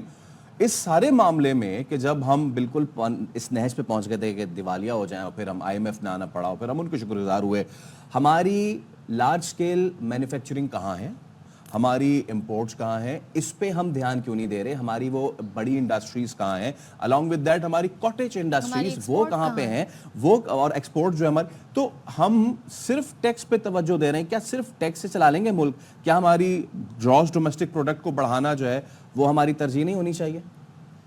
دیکھیے اس وقت ادھر آر سچویشن نہیں ہے. یہ نہیں کہ ٹیکس ہو جائے یا باقی جو انیشیٹو ہے وہ ہو جائے. اس میں ٹیکس بھی بڑھانا ہوگا اور اس میں اخراجات بھی کم کرنے ہوں گے اور اس میں آپ کو پرائیویٹ سیکٹر کو انیبل کرنا ہوگا کہ اس کی پروڈکٹیوٹی بڑھے. ایگریکلچر پہ فوکس کرنا ہوگا کہ اس کی پروڈکٹیوٹی بڑھے. سروسز سیکٹر پہ فوکس کرنا ہوگا کہ ان کی پروڈکٹیوٹی بڑھے. یہ ساری چیزیں جو ہیں یہ اکٹھی کرنا ہوں گی. یہ نہیں ہو سکتا کہ اس کو سیکوینس میں کریں. لیکن اب ہوتا یہ ہے کہ اگر ہم ٹریک ریکارڈ دیکھتے ہیں تو ظاہر ہے کہ ٹیکس کیونکہ کنزیومر کی جیب سے جانا ہے, میری اور آپ کی جیب سے جانا ہے, تو یہ نسبتاً ایک آسان اور پہلا قدم ہوتا ہے کسی بھی حکومت کے لیے. اس دفعہ بھی یہ پہلا قدم ہوگا. لیکن اس کے ساتھ ساتھ میں آپ سے اتفاق کرتا ہوں کہ جو نان پروڈکٹیو ایکسپینڈیچر ہے حکومتوں کے ان کو بھی کم کرنے کی ضرورت ہے اور جو پروڈکٹیوٹی بڑھانی ہے اکانومی میں اور اس کے لیے کیا کیا سٹیپس لے کے آنے ہیں ان پہ بھی توجہ دینے کی ضرورت ہے. ٹھیک ہے، تھینک یو سو مچ عابد سلہری صاحب. اور ظاہر ہے اب تو آغاز ہوا ہے، مذاکراتی وفد جو پہنچا ہے IMF کا، دیکھتے ہیں اب مزید کتنے سیشنز ہوتے ہیں، کہاں جا کے بات چیت ٹھہرتی ہے، اور پاکستان کی جو معیشت اس وقت جہاں کھڑی ہے، ہم کس جگہ پہ کھڑے ہیں، اور ہماری جو ہے شرائط ان پر کتنا عمل کرنا. شرائط کیا جو ہم تجویز دیں گے کہ جی ہم ایسے کر سکتے ہیں، ویسے کر سکتے ہیں، شرائط تو انہوں نے رکھنی ہوتی ہے. جی ہاں بالکل. اچھا، جب ہم بات کر رہے ہیں بگڑتی صورتحال کی جس کو ہم نے ٹھیک کرنا ہے، اس ملک میں ایک چیز تو ہے نہیں کہ جو ٹھیک ہونے کی ہے. اس میں سب سے بڑی چیز جو اب آ رہی ہے وہ ہے تعلیم کا ایشو، اور تعلیم میں بھی ہے امتحانات کا ایشو. مجھے ایسا لگ رہا ہے کہ یہ امتحان نہیں ہو رہا، یہ مذاق ہو رہا ہے. پچھلے دنوں ایک ویڈیو سامنے آئی اور اس میں بچیوں کو قناتیں اور دریاں بچھا کے ان پہ بٹھایا گیا تھا، اور ان سے ایکسپیکٹ کیا جا رہا تھا کہ وہ بہت ڈسپلن سے اپنا پرچہ دیں گے. مطلب کہ ایک بچی بیٹھی، پھر دوسری بچی بیٹھی، اور آخر میں یہ ہوا کہ وہ ماحول ایسا بن گیا تھا کہ گروپ سٹڈی ہو رہی تھی. یہ ایگزام ہو رہا ہے، یہ ایگزامینیشن ہو رہے ہیں پاکستان میں، کراچی میں. یہ میٹرک کے امتحانات ہیں، اور یہ دیکھیں مطلب اور ساتھ میں بیٹھ کے آپ نے کہا نا کہ امتحانات بھی ایسے ہو رہے ہیں کہ گروپ بنا کر وہ بیٹھی ہوئی ہیں، بیٹھے ہوئے ہیں بچے بچیاں، اور وہ امتحان دے رہے ہیں. تو یہ حالات ہیں، یہ ظاہر انتظامات جو کرا رہے ہیں ارینج، ان کی دیکھنے کی سارے معاملات ہیں ایسے میں. اور پھر دیکھیں ٹیچر آپ کو جو ان کے پاس بک ہے، وٹ ایور کتاب ہے، اس سے وہ پنکھا جلتی ہوئی نظر آ رہی ہے. یعنی کہ ہمیشہ سے ایسا ہوتا ہے کہ جس دن پیپر ہوتا ہے شدید گرمی ہوتی ہے، کیونکہ امتحان ہی ان دنوں میں ہوتے ہیں، میٹرک کے امتحانات ان دنوں میں ہوتے ہیں، اور گرمی شدید ہوتی ہے، اس میں لائٹ نہیں ہوتی، لوڈ شیڈنگ ہوتی ہے. جو بیچارہ ایک پنکھا لگا ہوتا ہے اونچی سی چھت پہ، وہ بھی بند ہوتا ہے، اور پھر شاید پانی بھی وہاں پر اس طریقے سے میسر نہیں ہوتا ہے. تو ان حالات میں یہ 10ویں جماعت کے امتحانات جو ہیں مذاق بن گئے ہیں، پرچے آؤٹ ہونا تو معمول بن گیا ہے. میٹرک بورڈ کی کارکردگی پر ہم کتنی بار سوال اٹھائیں، سوال اٹھا کر بھی ہم تھک گئے. نقل مافیا کو روکنے میں یہ ناکام ہو گئے، ویجیلنس ٹیمیں مکمل طور پر ناکام ہو گئی ہیں. اس کے بعد جو ایک دوسرا مرحلہ آتا ہے چیکنگ کا، اس میں بھی ہم دیکھتے ہیں کہ کیا کچھ نہیں ہوتا. اب یہ جو روایت ہے برقرار ہے. ہمیشہ کہا جاتا ہے اس بار جی نہیں ہونے دیں گے چیٹنگ، مگر مقررہ وقت سے 40-30 منٹ پہلے سوشل میڈیا پر بھی پرچے وائرل ہو جاتے ہیں. وہ منظر جو ہے وہ نہیں بھول پا رہا میں، کہ جب وہ بچیاں جو ایگزام دے رہی ہیں، بچے ایگزام دے رہے ہیں اور پسینے میں شرابور ہیں وہ. اب جنہوں نے اس طرح اب یہ دیکھیں، یہ بچی ایک ہاتھ سے پنکھا چل رہی ہے، دوسرے ہاتھ سے ایگزام دے رہی ہے.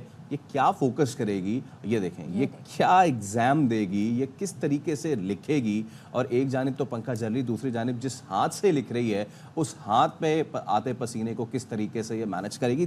اتنی مشکل ہو چکی ہے. خود ٹیچر کا بھی انویجیلیٹر کا بڑا برا حال ہے. انور خان سے اب ذرا بات کر لیتے ہیں. انور، یہ کہتے ہیں نا کہ 2-4 برس کا تو یہ قصہ ہے نہیں، کافی عرصے سے چلا آ رہا ہے، لیکن اس بار تو کمال ہی ہو گیا نا. اس بار لگتا ہے کہ سارے مسائل ایک ہی جگہ آ گئے. ایگزام سے پہلے یہ وعدے کیے گئے کہ جی ہم آن لائن کر رہے ہیں اور لوگوں کو جانا نہیں پڑے گا، بچوں کے گھر پہ ایڈمٹ کارڈ آئے گا. وہ دعویٰ تو دھڑام سے گر گیا. وہ دعویٰ کیا کرنا تھا، جو انہوں نے بیسک کرنے تھے معاملات ٹھیک، بجلی، پانی اور سیٹنگ ارینجمنٹس، وہ تک نہیں ہے. پیپر بھی لیک ہو رہے ہیں. بتائیے کوئی پرسان حال ہے؟ کسی نے نوٹس لیا ہے بورڈ میں سے اس تمام تر چیز کا؟ جی دیکھیں، کسی نے نوٹس نہیں لیا اور کوئی پرسان حال نہیں ہے. آخر میں جب آپ نے اس بچی کا ذکر کیا کہ ہاتھ سے جو ایڈمٹ کارڈ کو پنکھے کے طور پہ استعمال کر رہی تھی، آج میں ایگزامینیشن سینٹر میں موجود 3 سے 4 دن قبل ہم مسلسل اس کی نشاندہی کر رہے تھے. تو آج اب government girls secondary school Jacob line کے باہر موجود ہے. آج بھی وہ طالبہ اسی جگہ پر بیٹھ کر اسی حالت کے اندر ہے. تاہم فرق صرف اتنا سا یہ کہ اس مرتبہ ہم کو اس امتحانی سینٹر میں داخل ہونے کی اجازت نہیں ہے. ہم نے قواعد کے مطابق چیئرمین میٹرک بورڈ کو بھی فون کیا، سی سی او سے ہی بات کری، تاہم انہوں نے اس کی اجازت نہیں دی. تو ہم نے جو پروفیشنل انداز ہوتا ہے اس کو انداز اختیار میں اس وقت ہم ایگزامنیشن سینٹر کے باہر موجود ہیں. اگر آپ بات کریں گی تو اس وقت کے الیکٹرک کو لکھے جانے والے جو خطوط تھے تعلیمی مراکز بدترین لوڈ شیڈنگ کے اندر ہیں، جس کے اندر ہے لانڈی، کورنگی، ملیر، شاہ فیصل کالونی، محمود آباد، قیوم کالونی، اس کے علاوہ دیگر علاقے کے جہاں پر اس وقت ملیر اور لانڈی کورنگی بالخصوص کہ جہاں پر صرف 9 گھنٹے کے دوران 2 گھنٹے بجلی فراہم کی جاتی ہے. صبح اور دوپہر کے چھٹے پرچے نہیں ہوتے. یہ بات ہو گئی لوڈ شیڈنگ کی. اس سینٹر پر اس وقت بھی اس کمرے کے اندر طلبہ اور اساتذہ اسی حالت کے اندر موجود ہیں جو کہ گزشتہ 5 دن سے تھے. اس کے بعد بات کرتے ہیں نقل کی. تو نقل کا جو سلسلہ ہے، ایک چیز اور اس سے پہلے کہ ہم نقل پر چلیں، ابھی آپ نے کہا کہ الیکٹرک کو خطوط لکھیں گے. اب وہ زمانے نہیں رہے کہ خط لکھے جائے، اب ڈائریکٹ کال کی جاتی ہے، اب ڈائریکٹ وہاں پہ کال بھی اٹینڈ ہو جاتی ہے. مجھے یہ بتائیے گا کہ یہ جو ہم دیکھ رہے ہیں کہ بچیاں جو روم ہے ایگزامینیشن روم ہے اس سے باہر نکل کے کوریڈور میں بیٹھی ہیں زمین پر اور گروپ بنا کر بیٹھی ہیں ماں پہ امتحان دے رہی ہیں، تو کیا جگہ نہیں ہے کمرے میں؟ کیوں باہر بیٹھی ہیں؟ گرمی کی وجہ سے بیٹھی ہیں؟ اس پر کیا کہہ رہی ہے انتظامیہ؟ دیکھیں یہ جو ویڈیوز ہیں یہ ہے کہ ہمارے ٹاؤن مچھر کالونی کی، کہ جہاں پہ کمبائنڈ اسٹڈی آپ نے سنا ہوگا، یہاں پہ کمبائنڈ پرچہ دیا جا رہا تھا. یہ وہ ایگزامینیشن سینٹر تھا کہ جس کو بنایا بھی نہیں گیا تھا، از خود اس ایگزامینیشن کو تشکیل دے دیا گیا اور یہاں سے سینٹر تبدیل کر کے بآسانی CCO جو ہے اس کے اندر ملوث ہوتے ہیں. یہ جتنے بھی پرچے آؤٹ ہوتے ہیں کراچی کے اندر، اس کے اندر کراچی کے 505 امتحانی مراکز کے سینٹر سپرنٹینڈنٹ براہ راست ملوث ہوتے ہیں. تو یہ وہ صورتحال ہوتی ہے. اب آپ کس کو یہ صورتحال ہے اور انور آپ بھی اس وقت رپورٹ کر ہی رہے ہیں، یعنی کہ سچویشن یہ ہے کہ اتنے عرصہ ہو گیا ہے، اتنے سال گزر گئے. بہت شکریہ انور آپ کا. اتنے سال ہو گئے، مسائل جوں کے جوں ہیں بلکہ بڑھتے ہی جا رہے ہیں. نہ پانی ہے، نہ بجلی ہے، نہ پیپر ٹائم پہ آ رہا ہے. پیپر آ رہا ہے تو پہلے سے لیک شدہ پیپر آ رہا ہے. بچے کیا امتحان دیں گے؟ کیا مستقبل بھائی اب تو سب کچھ ڈیجیٹلائز ہو گیا. ایڈمٹ کارڈ کہا گیا تھا کہ آپ کو آن لائن دستیاب ہوں گے، اس کے لیے بھی ہم نے دیکھا کہ لائن لمبی لگی ہوئی تھی. لیکن کیوں ایسا ہو رہا ہے؟ اور اب تو مزید حالات برے سے برے ہوتے جا رہے ہیں ہر سال. تو اس پر بات کر لیتے ہیں. Chairman all Sindh private schools and colleges ایسوسی ایشن حیدر علی صاحب ہمارے ساتھ موجود ہیں. تھینک یو سو مچ حیدر علی صاحب. میں کیا سوال آپ سے پوچھوں؟ حالات آپ نے دیکھ لیے ہیں، کیا نظر آ رہے ہیں؟ یہ ایگزام ہو رہے ہیں، اس کا فائدہ اس سے کیا اچیو کریں گے؟ کیا سیکھ سکیں گے طلبہ؟ دیکھیے یہ جو اتنا بڑا میس ہے یا اتنی بڑے پیمانے پہ جو بد نظمی آپ کو نظر آ رہی ہے، اس کی کئی وجوہات ہیں. جیسے فیصل نے بھی ابھی کہا کہ کئی سال سے ہم یہ پریشانیاں دیکھتے چلے آ رہے ہیں. تو اس کی پہلی وجہ گزشتہ 10 سالوں سے بورڈز میں ایڈ ہاکزم ہے کہ وہاں کی پوسٹ پر کوئی ذمہ دار مستقل لوگ موجود نہیں ہیں. جب سربراہ ادارہ موجود نہیں ہوتے تو اسی طرح کی پھر کارکردگی جو ہے ہمارے سامنے آتی ہے. اب سوال یہ پیدا ہوتا ہے کہ سندھ میں تو 8 بورڈز ہیں. چونکہ کراچی میٹرک بورڈ سب سے بڑا بورڈ ہے، اس لیے یہاں ہونے والی بد نظمی بھی آپ کو سب سے زیادہ نظر آئے گی. صحیح ہے. اس کی دوسری بڑی وجہ انکمپیٹنٹ کنٹرولر ایگزامینیشن ہے. وہ نااہل کنٹرولر ایگزامینیشن جس کو 8 ماہ ملتے ہیں امتحان کی اکلوتی سرگرمی کی تیاری کے لیے، جس نے نہ کوئی پلاننگ کی نہ کوئی پریپریشن کی. کنٹرولر جو ایگزامینیشن ہے اس کے اوپر بھی تو کوئی بیٹھا ہے نا، وہ بھی تو اس کی کارکردگی کو جانچ سکتا ہے. دیکھیے امتحانات جو ہیں وہ کنٹرولر کے اختیار میں اور ڈومین میں آتے ہیں. اس کے اوپر جو ہے وہ چیئرمین بورڈ ہوتا ہے. چیئرمین بورڈ کے اوپر سیکریٹری بورڈز ہوتے ہیں. سیکریٹری بورڈز کے اوپر منسٹر یونیورسٹیز اینڈ بورڈز ہوتے ہیں. یہ ہائرارکی ہماری ہوتی ہے. لیکن کنٹرولر جو ہے وہ با اختیار ہوتا ہے، خود مختار ہوتا ہے، آزاد ہوتا ہے. اس کو اپنی ٹیم تیار کرنی تھی، اپنی پلاننگ کرنی تھی، اپنی پریپریشن کرنی تھی. تو دوسری بڑی وجہ یہ ہے. تیسری بڑی وجہ اس بد نظمی کی یہ ہے کہ بہت سارے چھوٹے سینٹرز کی بھرمار کر دی گئی. دیکھیے میرا اپنا تعلق پرائیویٹ اسکول سے ہے. پرائیویٹ اسکولز چھوٹے یا بڑے تعلیم میں اپنا ایک کردار ادا کر رہے ہیں. لیکن اگر آپ 200-300 بچے جہاں تعلیم حاصل کر رہے ہیں، اگر اس اسکول کو امتحانی مرکز بنا دیں گے اور 300-400 بچوں کو وہاں بھیج دیں گے تو اس امتحانی سینٹر میں سوائے میس ہونے کے اور بد نظمی کے کچھ بھی نہیں ہوگا. صاحب ہم اب وہاں آ گئے، پوری دنیا تعلیم میں وہاں گئی. اوپن بک کو بھی ہم پیچھے چھوڑ رہے ہیں. اب تو بہت ہی زیادہ نئے جو ہے وہ کریکولمز اور نئے طریقے جو آ رہے ہیں ٹیسٹنگ کے، وہ بھی دنیا میں متعارف کرا رہے ہیں. ہم تو پتہ نہیں کب وہاں پہنچیں گے. ہمارے ہی ملک میں ایک نظام ہے کیمبرج کا. I am not comparing that, but آپ چلے اس لیول کی ایجوکیشن نہیں دے پا رہے، اس لیول کی ٹیسٹنگ کر لینا. یہ آپ کو نہیں لگتا اب وہ وقت آ گیا ہے کہ یہ جو نظام ہے بوسیدہ گلا سڑا کہ جی فلاں بچے کا اٹھا کے وہاں پھینک دو، فلاں بچے کو اٹھا کے وہاں پھینک دو، ایڈمٹ کارڈ آ رہا ہے اور وہ سینٹر میں جا رہا ہے. معذرت کے ساتھ سینٹر کا میری سینٹر زیادہ لگ رہے ہوتے ہیں وہ. تو اب وقت نہیں آ گیا ہے کہ ہم کیمبرج کے نظام پہ، یا کراچی میں ہیں بڑی بڑی عمارتیں، ایکسپو سینٹر میں کرا دیں، سارے بچوں کو بٹھائیں اور کرائیں ایگزامس. دیکھیے جب ہم بد نظمی میں ناقص انتظامات یا انسفیشینٹ ارینجمنٹس کو دیکھتے ہیں. اور اسی طریقے سے بورڈز کا ڈپارٹمنٹ, ایجوکیشن ڈپارٹمنٹ اور ہماری جو لوکل ایڈمنسٹریشن ہے, جب وہ سیم پیج پہ نہیں ہوتی تو یہ بدنظمی بھی آتی ہے. جہاں تک آپ نے بات کی کہ کیا اب ان تمام چیزوں کو بہتر نہیں کرنا چاہیے, یہی سوال ہمارا آپ سے ہے کہ کیا پورے پاکستان میں 9ویں 10ویں کے امتحانات نہیں ہوتے؟ بالکل.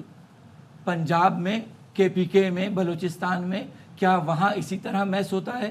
وہاں پر بورڈز نے اپنے آپ کو بہتر کیا ہے, وہاں ایگزامینیشن ہالز بنائے گئے ہیں, وہاں بڑے بڑے ایگزامینیشن سینٹرز جیسے آپ کہہ رہے تھے وہ مقرر کیے گئے ہیں. ہمارا سوال بھی یہ ہے کہ اگر ایگزامینیشن سینٹرز کو معیارات کے تحت طے کر کے, چیک کر کے قائم کیا جائے گا تو اس طرح کا میس نہیں ہوگا. چلیں, یہ تو بات ہو گئی, آپ نے سینٹر کے حوالے سے کہا, اس کا حل بھی موجود ہے, لیکن یہ جو پرچے آؤٹ ہو رہے ہیں, سوشل میڈیا پر وائرل ہو رہے ہیں, واٹس ایپ پر آ رہے ہیں, اس کے لیے اب تک کیا گیا ہے, یا اس کو آپ سمجھتے ہیں کون ذمہ دار ہے انسان؟ دیکھیے آپ یہ کہہ رہی ہیں نا, پیپر جو شرف علی شاہ صاحب ہیں وہ تو اس کو پیپر آؤٹ مانتے ہی نہیں ہیں. وہ کہتے ہیں کہ اگر کوئی 20 منٹ بعد پیپر آؤٹ ہو رہا ہے تو پھر وہ پیپر آؤٹ میں نہیں آپ سے ہوتا ہے. گزارش کیے دیتا ہوں کہ اس میں بھی بورڈ کی اور کنٹرولر کی مس مینجمنٹ ہے.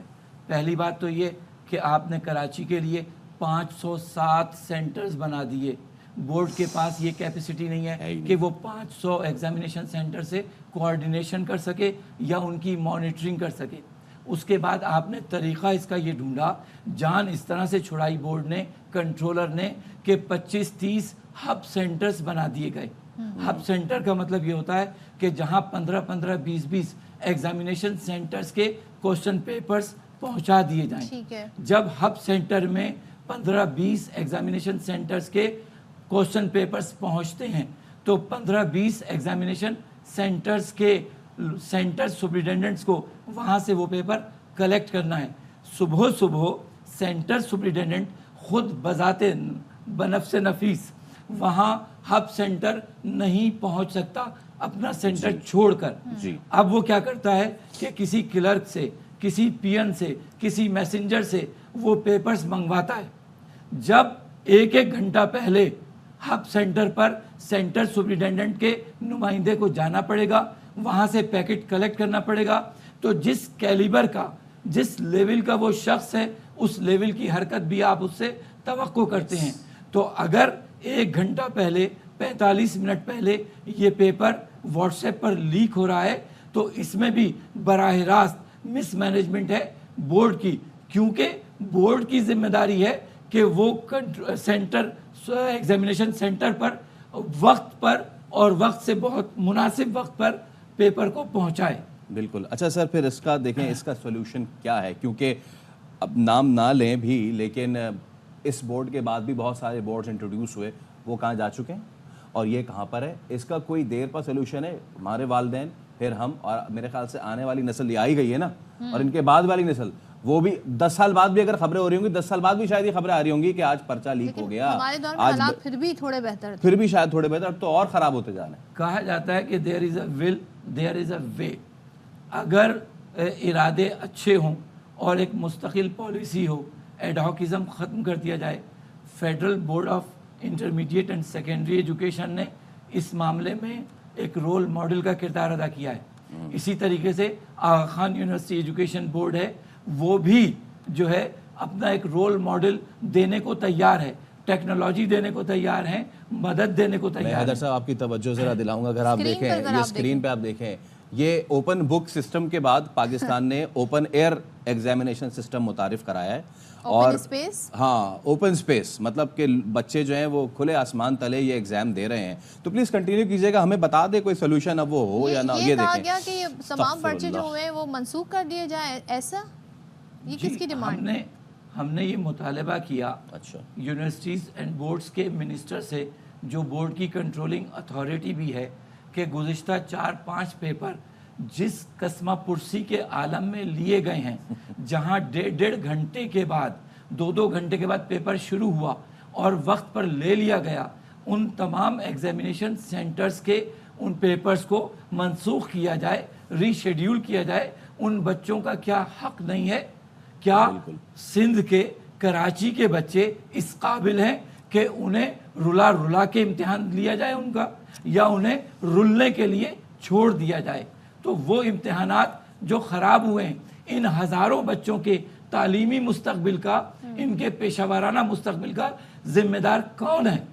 हमारा मुतालबा ये रहा भी है भी कि नाअहल कंट्रोलर एग्जामिनेशन को फौरी तौर पर हटाकर किसी सीनियर अफसर को ये जिम्मेदारी भी दी जाए। चले आपका ज़ाहिर मुतालबा भी सामने आ गया और हमने हालात भी दिखा दिए। Thank you so much Haider Ali साहब। और ज़ाहिर सब इस पर गुस्सा हैं कि तालीम के साथ क्या मजाक हो रहा है, और इस मुल्क में किसी चीज़ को अगर सीरियस नहीं लिया जाता तो वो तालीम है या फिर लोगों की सेहत है। इस पर बजट भी मुख्तस होते हैं, मगर वो बजट कहाँ जाते हैं? स्कूलों में आप देखें कहीं पे छत नहीं है, कहीं बैठने की जगह नहीं है, और कुछ दिन एग्ज़ाम होते हैं, उन दिनों लोड शेडिंग ना करें तो ऐसा क्या हर्ज हो जाएगा? पूरे साल की एक बच्चे की ये मेहनत उसको 3 घंटों में बतानी होती है। खुदारा उन बच्चों और उन बच्चों के वालिदैन की मेहनत उसको रायगा ना जाना दे। कराची का एक मसला तो लेकिन है नहीं, कराची का एक और मसला, कराची का इलाका बाग़ कोरंगी सेक्टर 10। यहाँ पर हम ब्रेक ले रहे हैं, ब्रेक के बाद वापस आते हैं। आपने कहीं नहीं जाना।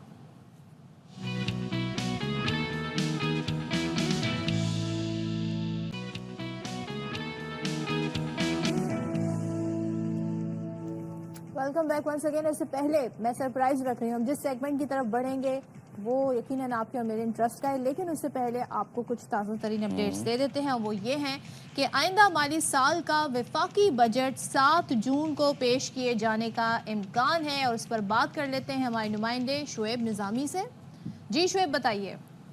जी, पाकिस्तान और IMF के दरमियान जो बातचीत हो रही है उससे पहले जो है वो पाकिस्तान ने अपने जो फेडरल बजट है उसके जो इब्तदाई खतोखाल हैं वो तैयार कर लिए हैं, जिसमें वफाक के जो अखराजात हैं उनका तखमीना तकरीबन 16,700 अरब रुपए के आसपास रखा गया है, जबकि इसमें जो बड़ी रकम है वो सूद और कर्ज़ों पर खर्च होनी है। तकरीबन 9,700 अरब रुपए जो हैं वो कर्ज़ों और सूद पर खर्च होंगे।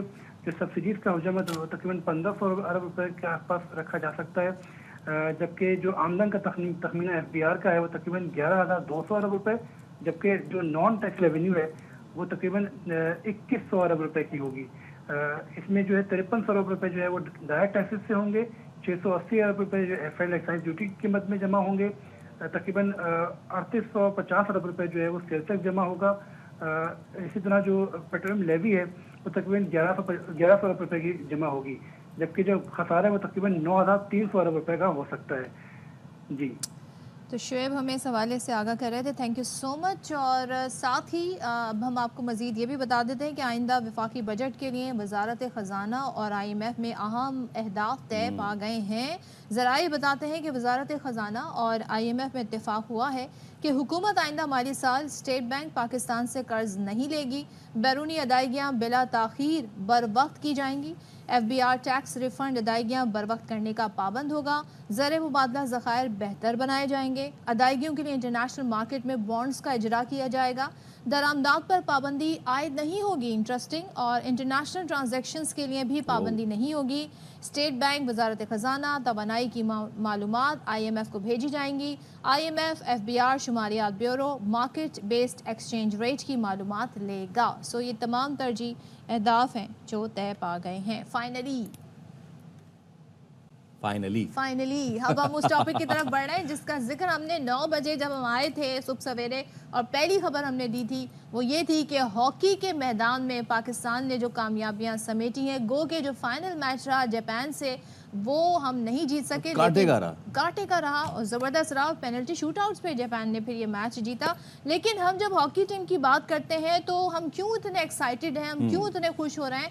क्योंकि बहुत अरसे से यहाँ से अच्छी खबरें नहीं आ रही थी, लेकिन उसके पीछे बहुत सारी रीजंस भी हैं। वसाइल की कमी है, हम ये देखते हैं फेडरेशंस के आपस में बहुत सारे झगड़े हैं। दूसरे जब बात आती है बजट की तो हम उस तरीके से नहीं देखते, वो स्पॉन्सरशिप, वो बजट, वो पजीराई हमारे खिलाड़ियों को, हॉकी टीम को नहीं मिलती है। लेकिन फाइनली हम ना सिर्फ ये कि 13 साल बाद अजलान शाह हॉकी टूर्नामेंट के फाइनल में पहुंचे, बल्कि कई अरसे बाद we came on the podium और सिल्वर मेडल हमारे नाम रहा। हम इस वक्त जो फुटेज दिखा रहे हैं, हमारे प्लेयर्स जब जो है वो नंबर 2 स्टैंड पे जा रहे थे, थोड़े से शोल्डर ज़रूर ड्रॉप थे, लेकिन یہ شولڈرز جو ہے یہ ہمارے لیے جو ہے بالکل بھی شریڈڈ نہیں ہونے چاہیے. ہمارے سینے جو ہے ان کو فخر سے بلند کیا ہمارے پلیئرز نے, اور اتنی اچھی بات یہ کہ ہم رنر اپ رہے, لیکن اس کے باوجود ٹورنامنٹ کے بہترین کھلاڑی جو ہے وہ بھی پاکستان سے ڈریگ فلیکر جو تھے ان کو قرار دیا گیا ہے. تو ہمارے ساتھ ہماری آن بان شان اور سر فخر بلند کرنے والے پاکستان ہاکی ٹیم کے کپتان عماد شکیل بٹ موجود ہیں. ویلکم ٹو باخبر سویرا عماد, اور کنگریچولیشنز آپ کو, بہت بہت مبارک ہو, نہ صرف یہ کہ باخبر سویرا اے آر وائی کی طرف سے, پورے پاکستان کی طرف سے, اور آپ کو اس کی تھوڑی سی جھلک ایئرپورٹ پہ تو ملی گئی ہوگی. مجھے یہ بتائیے, جب آپ لوگ ایئرپورٹ پہنچے, لاؤنج سے باہر آئے, ڈھول بج رہے تھے, پھولوں کے ہار آپ کو پہنائے جا رہے تھے, اس وقت کیسا احساس تھا, کیسا محسوس کر رہے تھے؟ بسم اللہ الرحمن الرحیم. First of all thank you Sadaf and Faisal, بڑا اچھا لگا آپ لوگوں نے شو میں مدعو کیا. آپ نے پوچھا کہ جی کیسا فیل ہوا. 13 سال بعد, 13 سال ایک کافی لانگ ٹائم ہے, پاکستان ہاکی کو واپس آنے میں لگا. کافی زیادہ پرابلمس تھیں, وہ میں یہاں ڈسکس نہیں کرنا چاہتا. میں صرف ڈسکس یہ کروں گا اس ٹورنامنٹ کے حوالے سے. جب ایئرپورٹ پہ اترے تو لوگوں کا ہجوم, رش اور لوگوں کا جوش ولولہ دیکھ کے پہلے تو مجھے بالکل فیل نہیں ہوا. مجھے ایسا ہی لگا کہ میں شاید پاکستان میں نہیں اترا, کسی اور کنٹری میں اتر آیا ہوں. پر باہر جب میں گیا تو مجھے لوگوں کا جوش و جذبہ پاکستان ہاکی کے لیے دیکھ کر مجھے بڑی خوشی محسوس ہوئی, اور میں الحمدللہ پوری قوم کو اس چیز کی مبارکباد دیتا ہوں. ہم صرف لاسٹ شوٹ آؤٹ پہ ہارے ہیں, صرف ایک ٹریگر پوائنٹ تھا ہمارا, وہ ہم کلک نہیں کر پائے.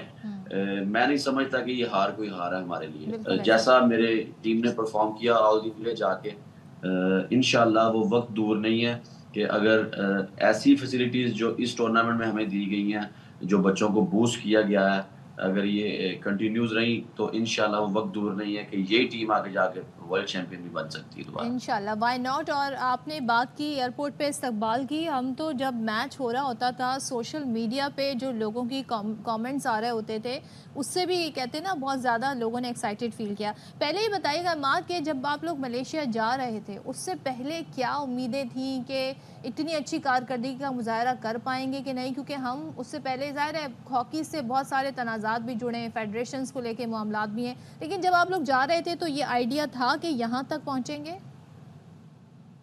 فرسٹ آف آل میں یہ سارا کریڈٹ جو ہے وہ دینا چاہوں گا پرائم منسٹر آف پاکستان, جو ہمارے پیٹرن چیف بھی ہیں ہاکی کے, میاں محمد شہباز شریف صاحب کو.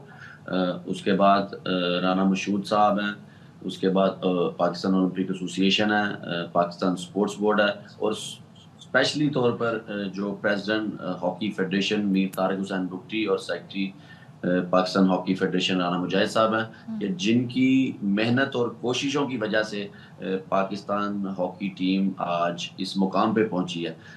میں صرف ایک چھوٹی سی یہ بات کروں گا کہ جو انیشیٹو پرائم منسٹر صاحب نے لیا ہے, لڑکوں کو پورا الحمدللہ یقین تھا, اور جو ہم نے محنت کی ہے کیمپ میں, اور جو یہ foreigner coach, Dutch coach hire کیا گیا پاکستان ہاکی ٹیم کے لیے, یہ ایک بہت ہی اچھا ہمارا پوائنٹ تھا کہ ہم جو ورلڈ کی بیسٹ ٹیمز ہیں ان کو کمپیٹ اچھے طریقے سے کر سکتے ہیں.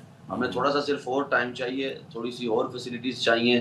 انشاءاللہ یہ ٹیم ضرور پاکستان ہاکی کے لیے کام کرے. اچھا عماد, اب تھوڑا سا ٹورنامنٹ کی بات کر لیتے ہیں. آپ نے شروعات کی, شروعات کا پہلا میچ بڑا زبردست رہا, 5-4 سے آپ نے جیتا.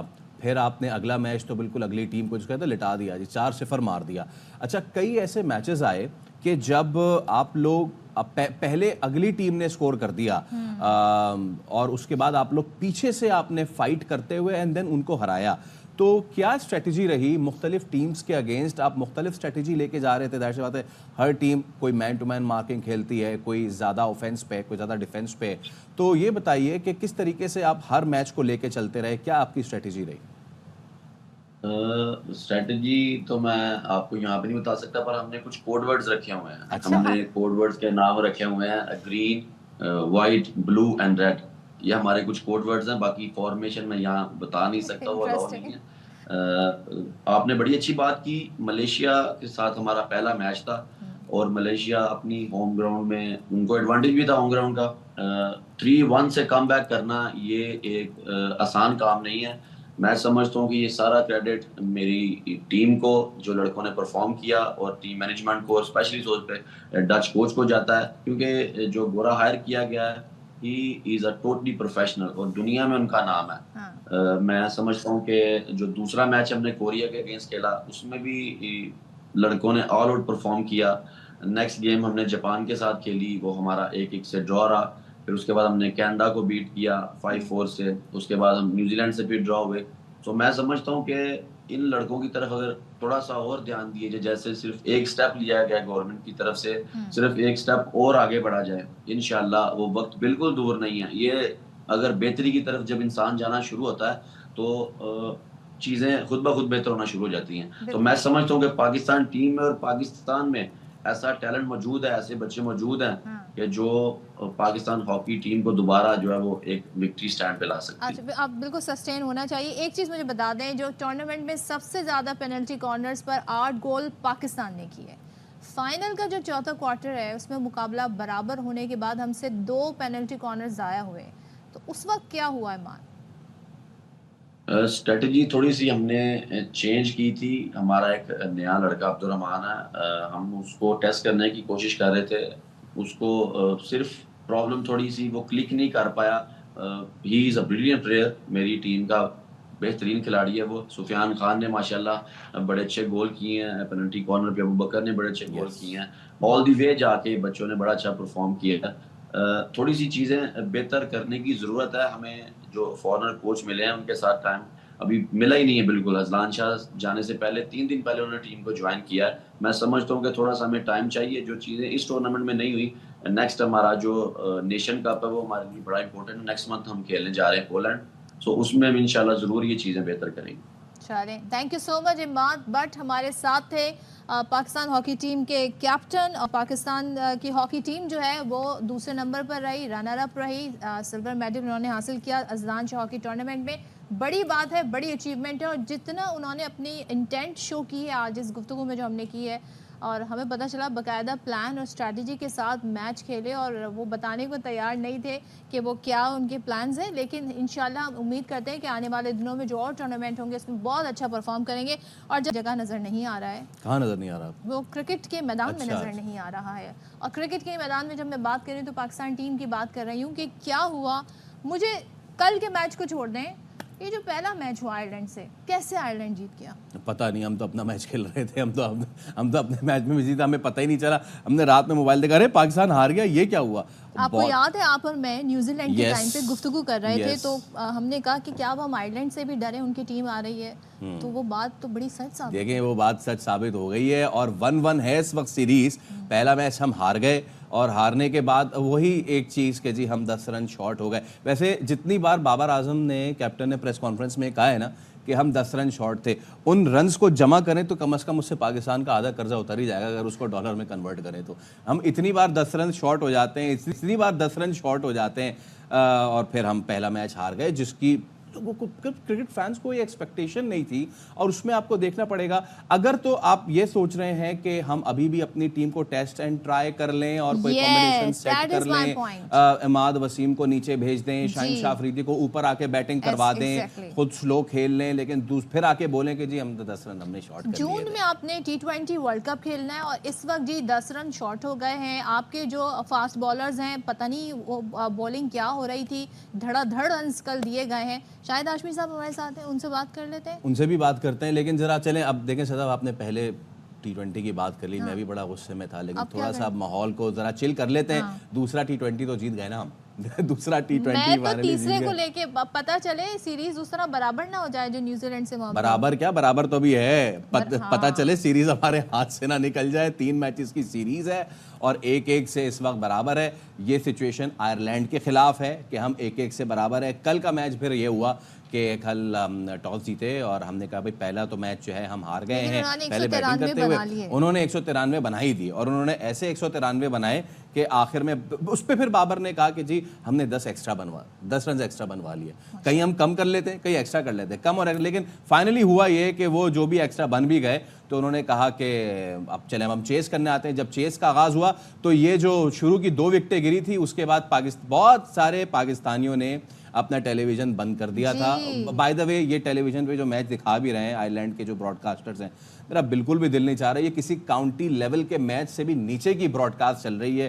کیا کومنٹری ہو رہی ہے اور کیا براڈ کاسٹ ہو رہی ہے. تھینک یو, آپ نے مینشن کیا, مطلب جس طرح کے وہ الفاظ ہماری ٹیم کی پرفارمنس ایسے بات کر رہے ہیں. ایک میچ کیا جیت گئے, بہرحال آپ ٹھیک ہے ہماری ٹیم نے جو بھی کیا, لیکن ایک میچ آپ کیا جیت گئے. ایسے چڑھ چڑھ کے ہمارے کھلاڑیوں پہ جملے کس رہے تھے وہ.